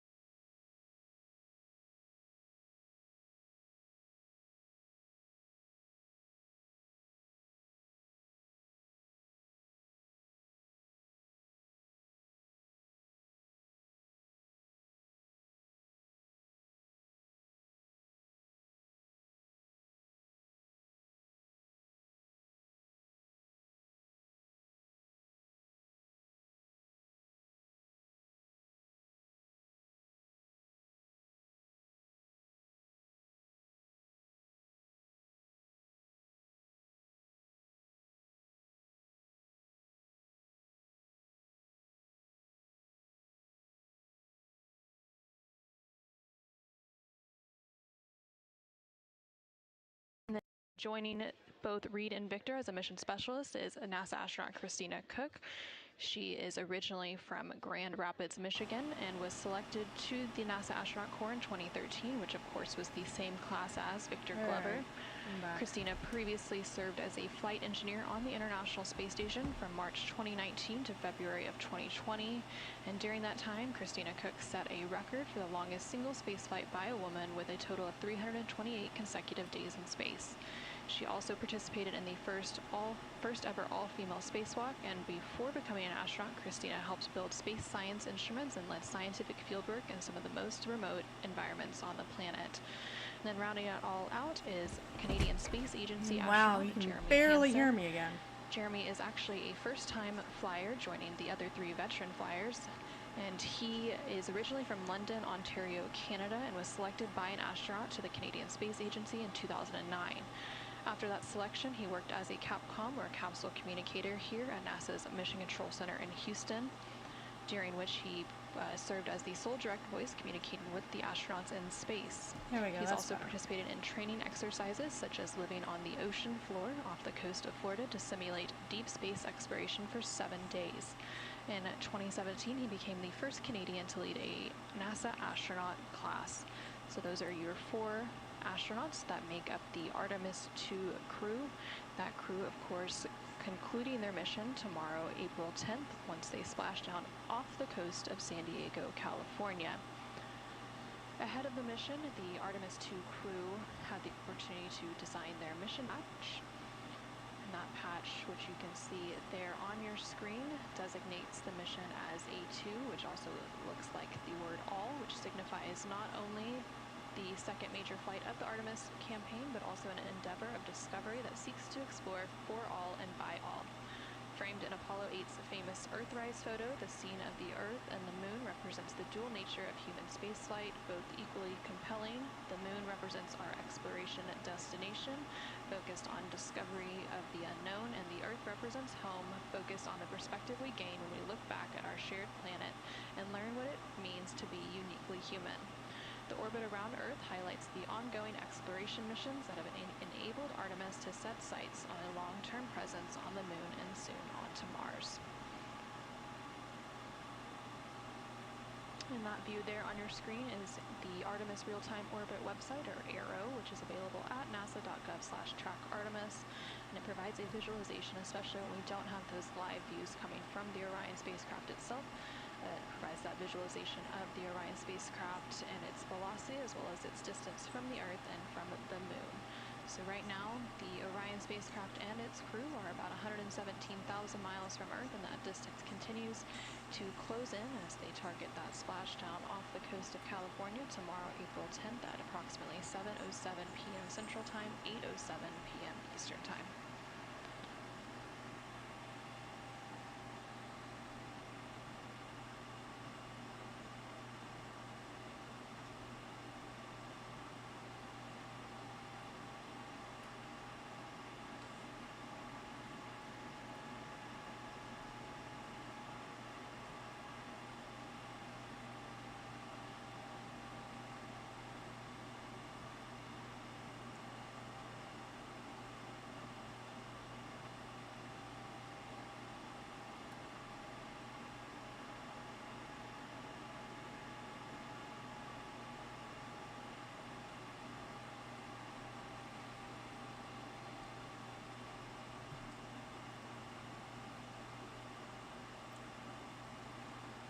Oh, wait a minute. They've got a long time. Ooh.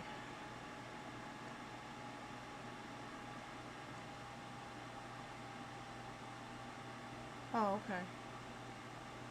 No, I was able to get pointed immediately. Okay.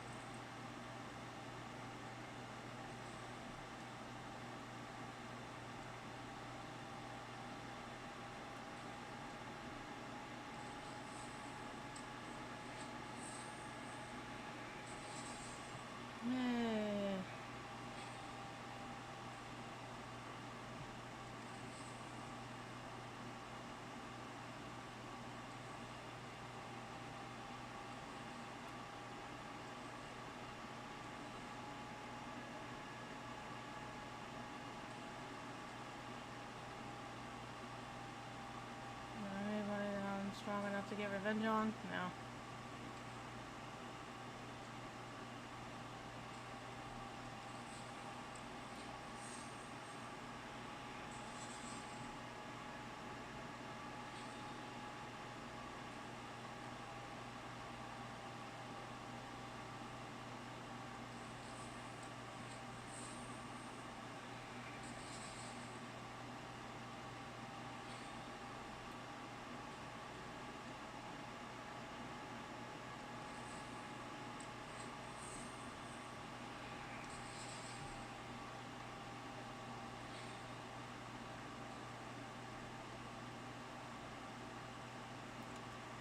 I don't know that I'm gonna...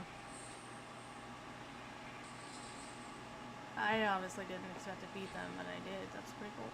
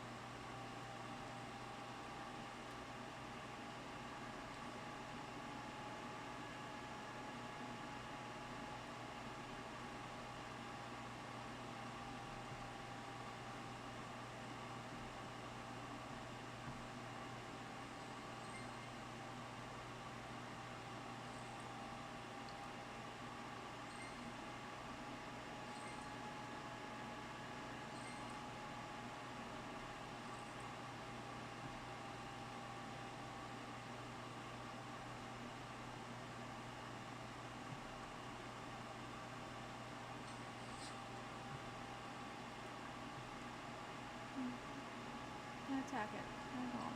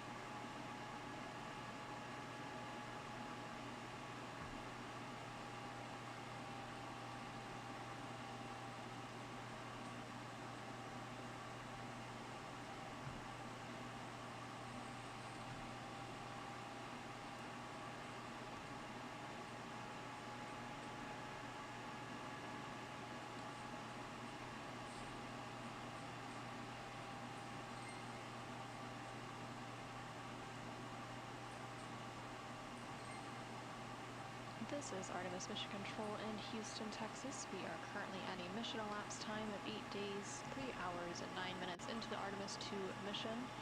We are currently in a forward link loss of signal, or LOS, which means we are unable to communicate up to the crew right now, but if the crew chooses, they can communicate down to Mission Control. We are just unable to respond. We do expect to regain that forward link or reacquire that signal in about 30 minutes from now. A few minutes after that signal is reacquired, we do expect the final burn targeting to take place for the upcoming Return Trajectory Correction burn, or RTC-2. That burn scheduled to take place in 1 hour and 7 minutes from now, and it will be a short burn to further fine-tune the trajectory of the Orion spacecraft as it continues to make its way back home to Earth. Throughout the mission, the Orion spacecraft has been connected to what is known as the Deep Space Network, which helps provide the astronaut voice, images, video, and vital mission data that has to traverse thousands of miles.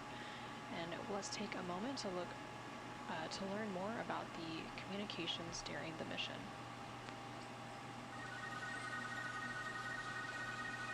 NASA's Artemis 2 will send 4 astronauts around the moon, preparing humanity for a long-term lunar presence and future journeys to Mars. Enabling communication and navigation for this test flight are NASA's Near Space Network and Deep Space Network. With antennas around the world and a fleet of relay satellites, the networks will deliver vital data to and from Earth through all phases of the mission. The networks are seamlessly integrated at NASA's Johnson Space Center in Houston, Texas, where Mission Control coordinates the network handovers. These transfers represent a delicate dance between the two networks, exchanging support as the mission shoots toward the moon. On the launch pad and during their early orbit phases, NASA's Orion spacecraft and Space Launch System rocket will rely on communications and tracking services from the Near Space Network. After its translunar injection burn, the Deep Space Network's global array of antennas will serve as Orion's primary communication support during lunar orbit. As the mission journeys farther into space and away from Earth, signal strength weakens and bandwidth is conserved for crew communications. The astronauts will have a near constant connection to Earth, ensuring their safety on a journey farther into space than ever before. We say near constant because as Orion goes behind the moon, a planned loss in communications will occur. The Deep Space Network will be standing by to reacquire the signal as Orion reappears. The Artemis 2 mission also provides an opportunity to test new capabilities. Using laser links, NASA will periodically transmit Orion data to showcase the benefits laser communications could have for future human spaceflight missions. The data from Orion, sent by radio signals or laser links, is massive.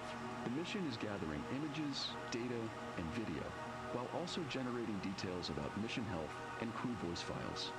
All of that data gets processed here on Earth, where systems compress it for efficiency. In the future, we'll upgrade these systems on Earth so that image and video clarity improve with each moon mission. With the Artemis II test flight, we're evaluating the communications infrastructure that will help carry us into the future as we explore the moon and journey forward to Mars.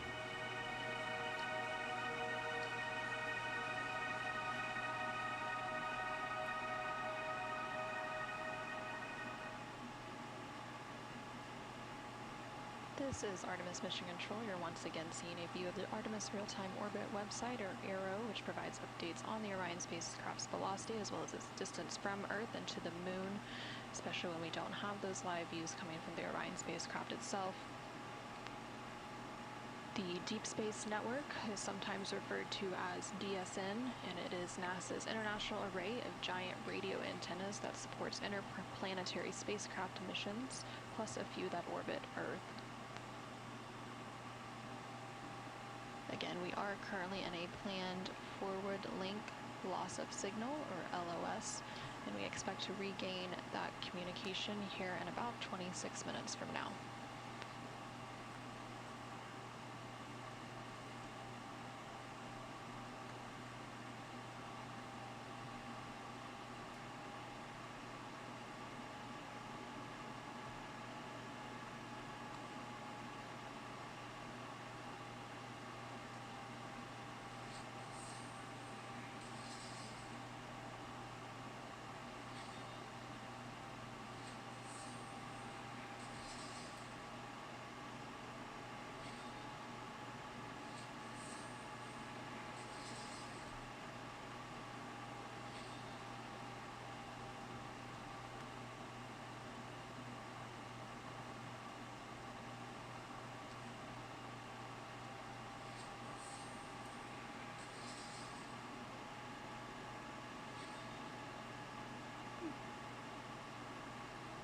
Awesome.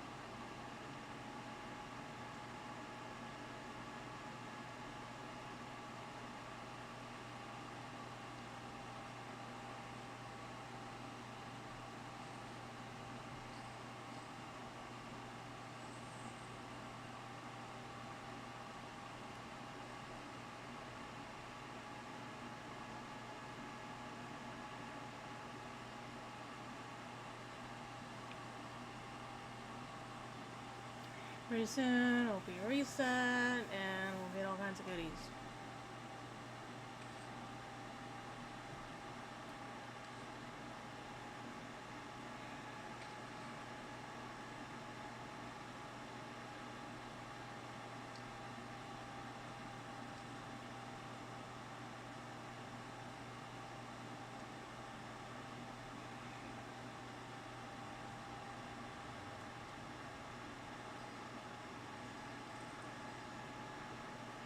Goodies are fun.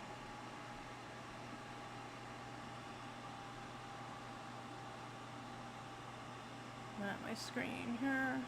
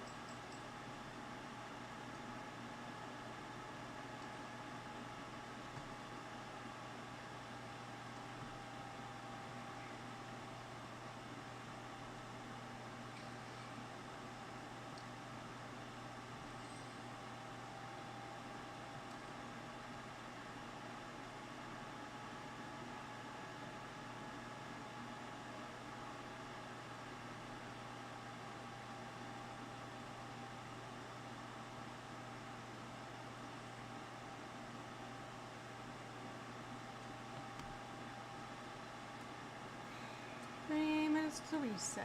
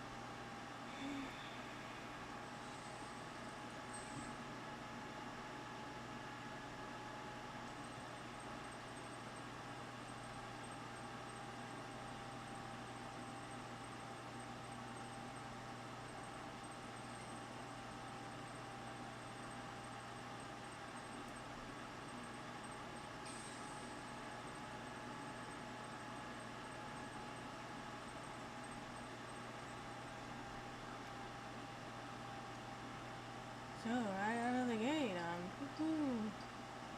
I'm winning stuff.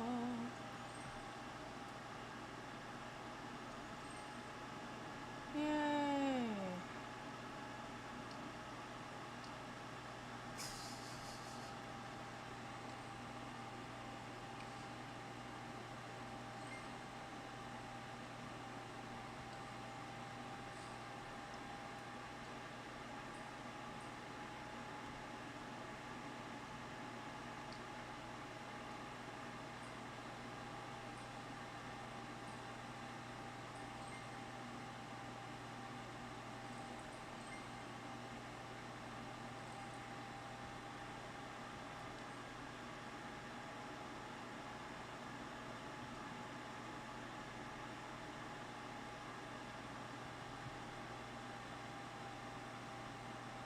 Now watch this.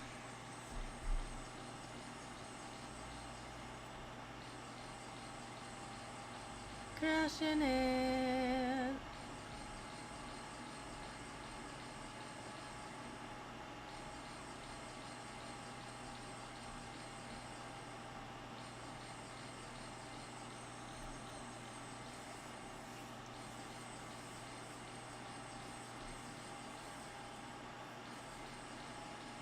Go, go, go.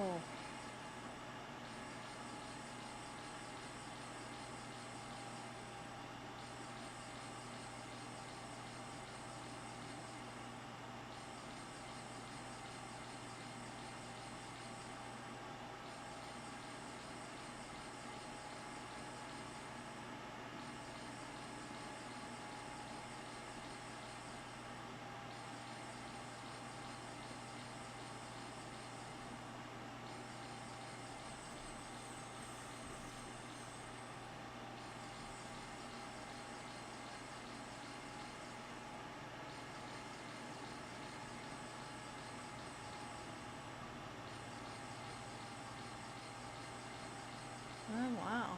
Just keeps going and going and going.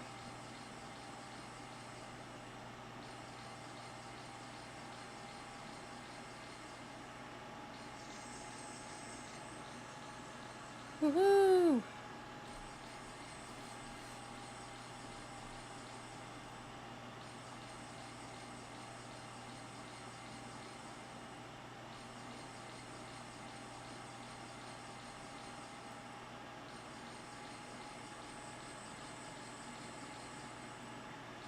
Kill them all.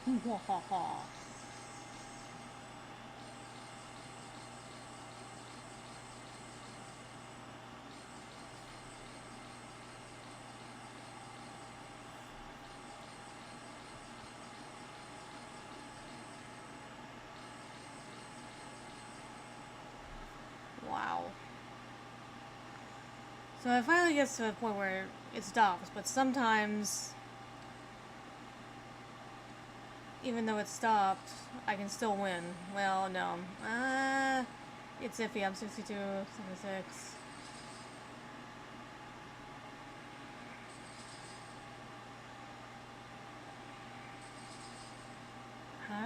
It's possible. Yeah, I still won.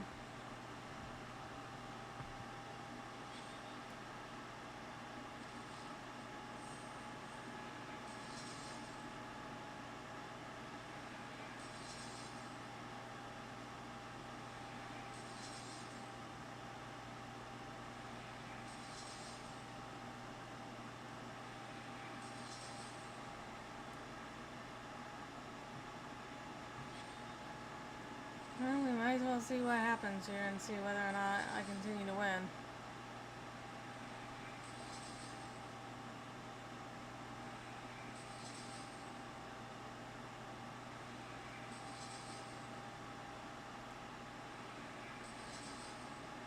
Yeah, still won.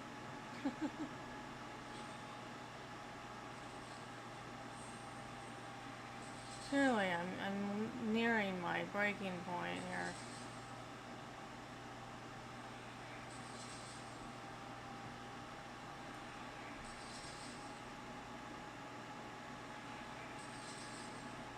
Oh goodness.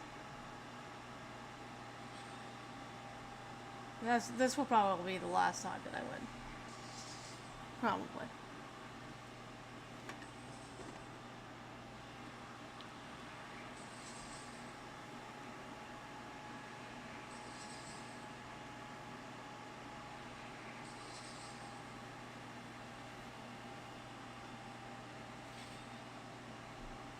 No. I mean, at this point, I'm not really too concerned that about it if I die. I mean, I die out here.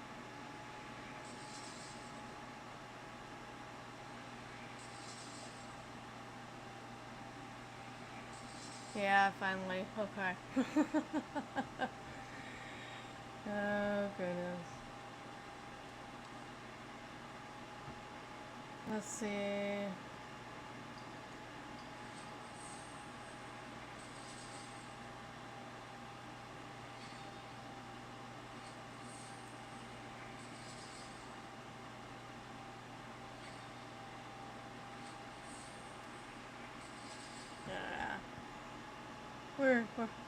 We're done. That's it.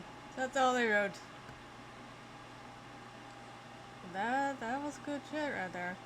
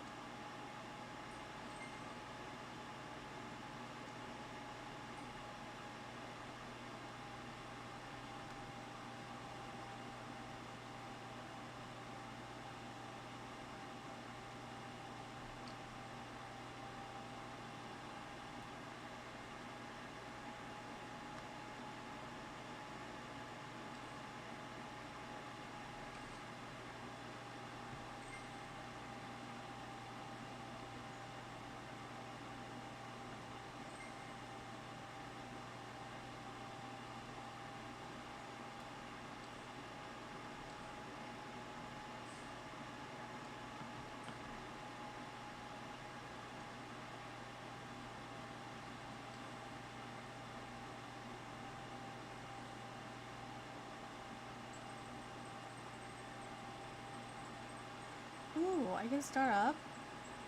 What about this one? That one can't start up.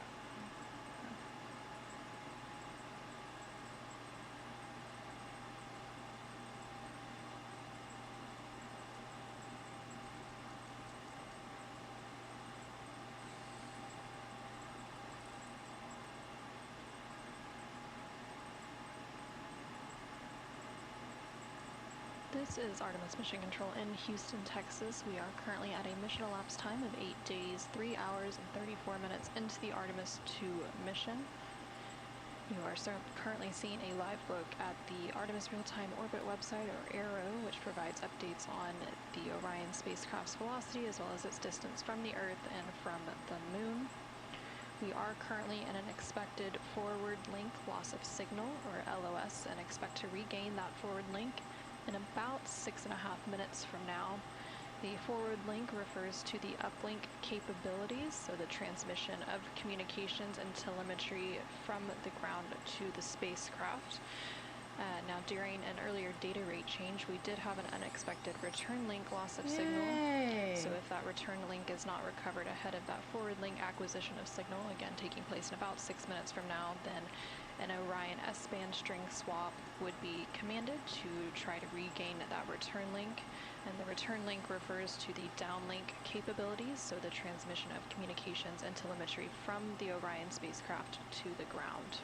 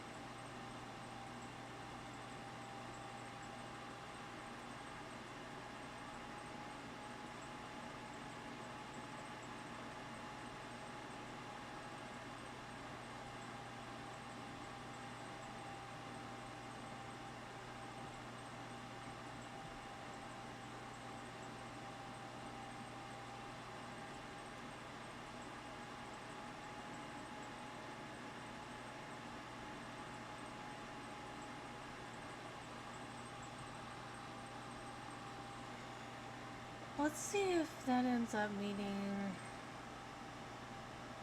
that I can win some stuff here. Am I strong enough to go farther than what I did?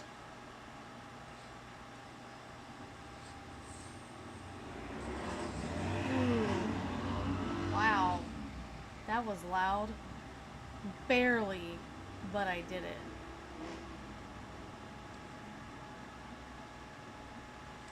That's awesome.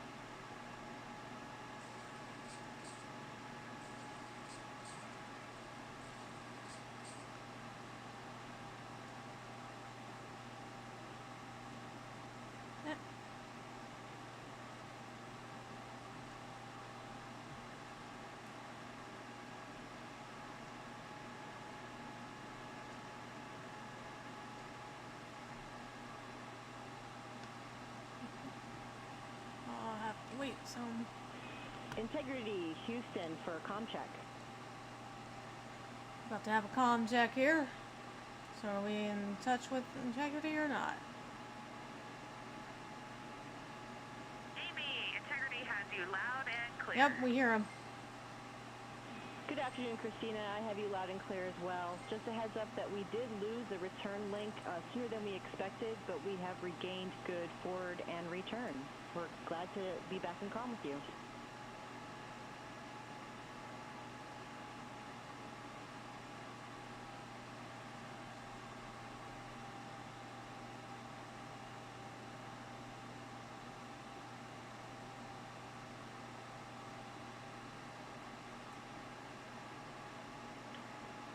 Okay, copy that. We made a couple calls in the blind. We'll check to see if you received them. One was about the docking hatch, and one was about a food bob. Did you get either of those? Negative. Please repeat them.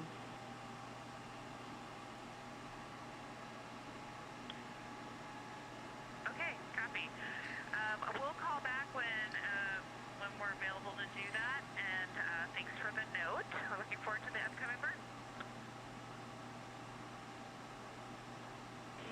Okay, we copy all, and we are going to... And Amy, the food bob call was there's a full bob in bag 11, plus a mostly full bob, and a few toilet or a few of the condiments, etc.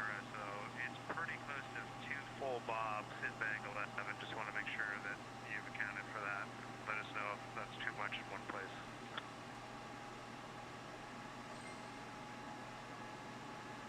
Thanks for the report, Jeremy, and we're good with that.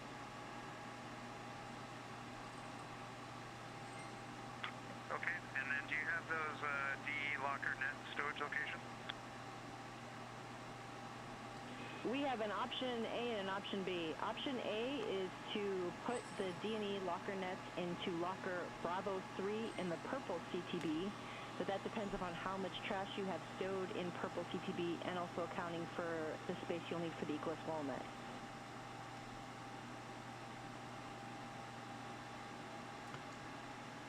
Okay, that makes sense. What about option B? Option B is same locker, Bravo 3 in the yellow CTB.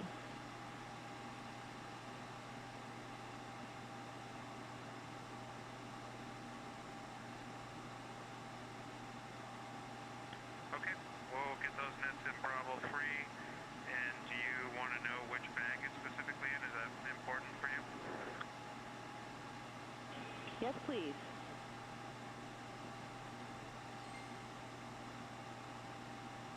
Okay, well, aim for purple. I'm sure they'll fit now, and then something else might not fit later, so we'll put them in purple for now.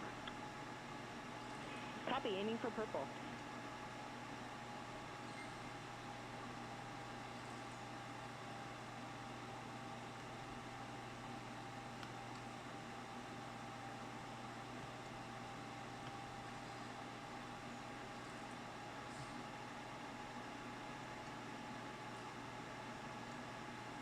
This is Artemis Mission Control in Houston, Texas. We did get that forward link and return link acquisition of signal.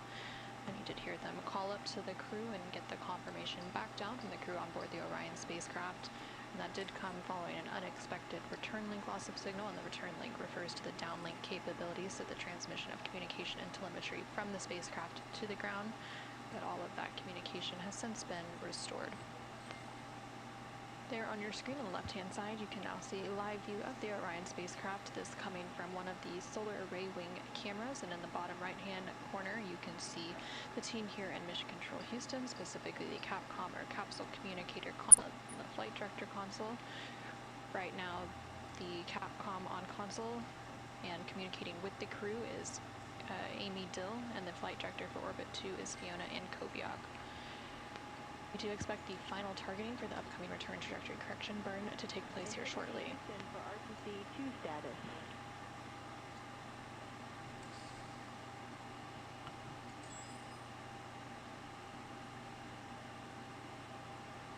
Go ahead. During the long LOS, there were a few items that we were working that are nominal for RTC2. First, X-flange heaters are on and prop avionics are configured. SM prop helium isolation valves are configured, and the Starfield maneuvers are complete.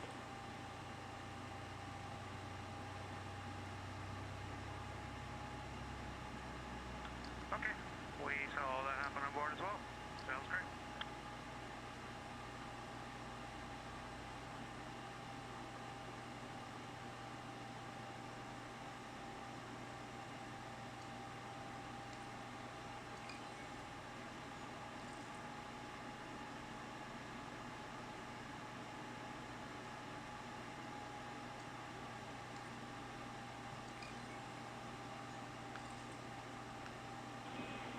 Integrity Houston, confirmed TLT and orb guide converged. Houston is assessing the onboard solution.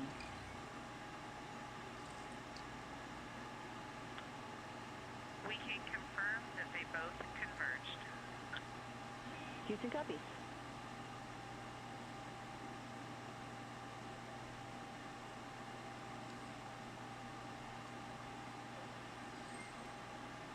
This is Artemis Mission Control in Houston, Texas.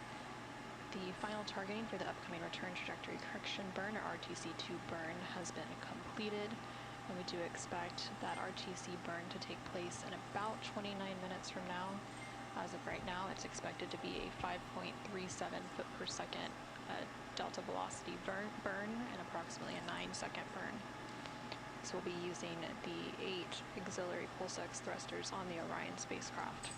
Here in Mission Control Houston, the team on console is currently conducting their go, no-go poll for that upcoming return trajectory correction burn. And again, this burn will further fine-tune the trajectory and the path of the Orion spacecraft as it makes its final approach ahead of that re-entry and splashdown targeted for Friday, April 10th.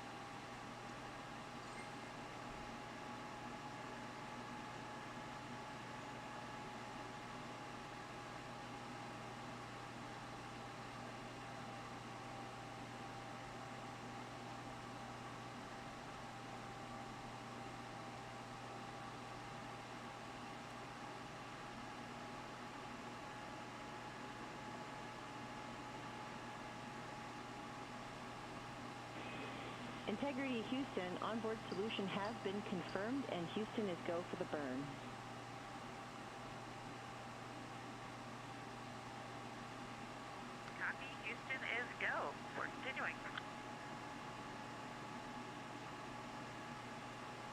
This is Artemis Mission Control in Houston, Texas. We just heard confirmation that the team here in Mission Control has pulled go for that upcoming return trajectory correction burn, or that RTC-2 burn.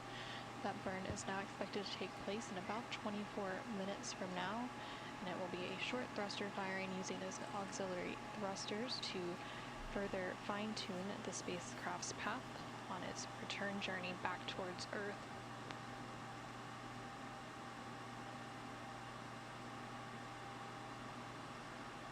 The mission control position here that's responsible for some of these trajectory corrections is the Flight Dynamics Officer, sometimes referred to as FIDO. They are specifically responsible for the atmospheric and orbital flight path of the spacecraft, as well as the lunar trajectory of the vehicle.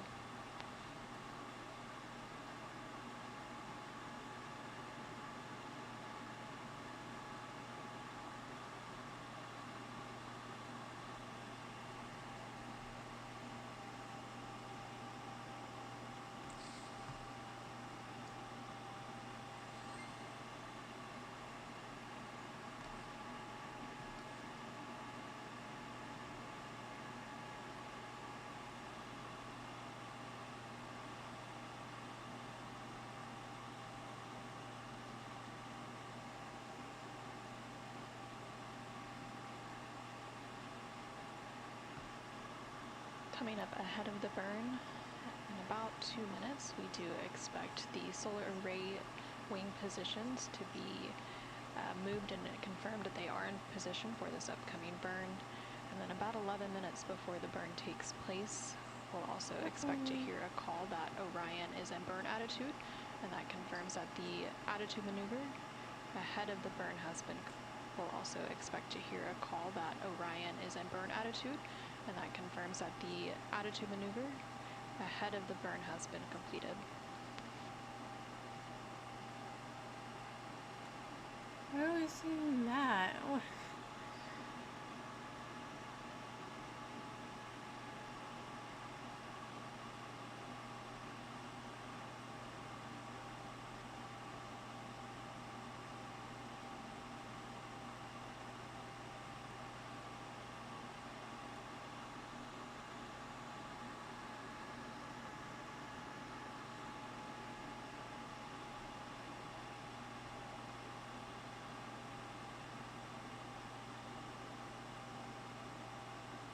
That is an Apple thing. I don't really understand what that's all about.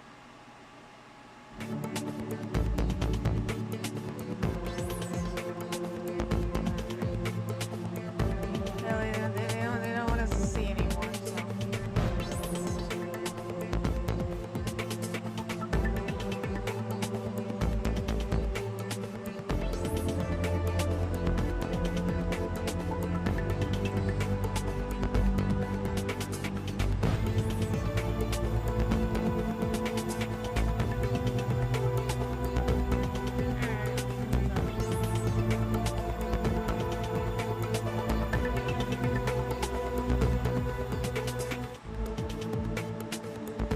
Alright, well, we've been going for 3 hours now.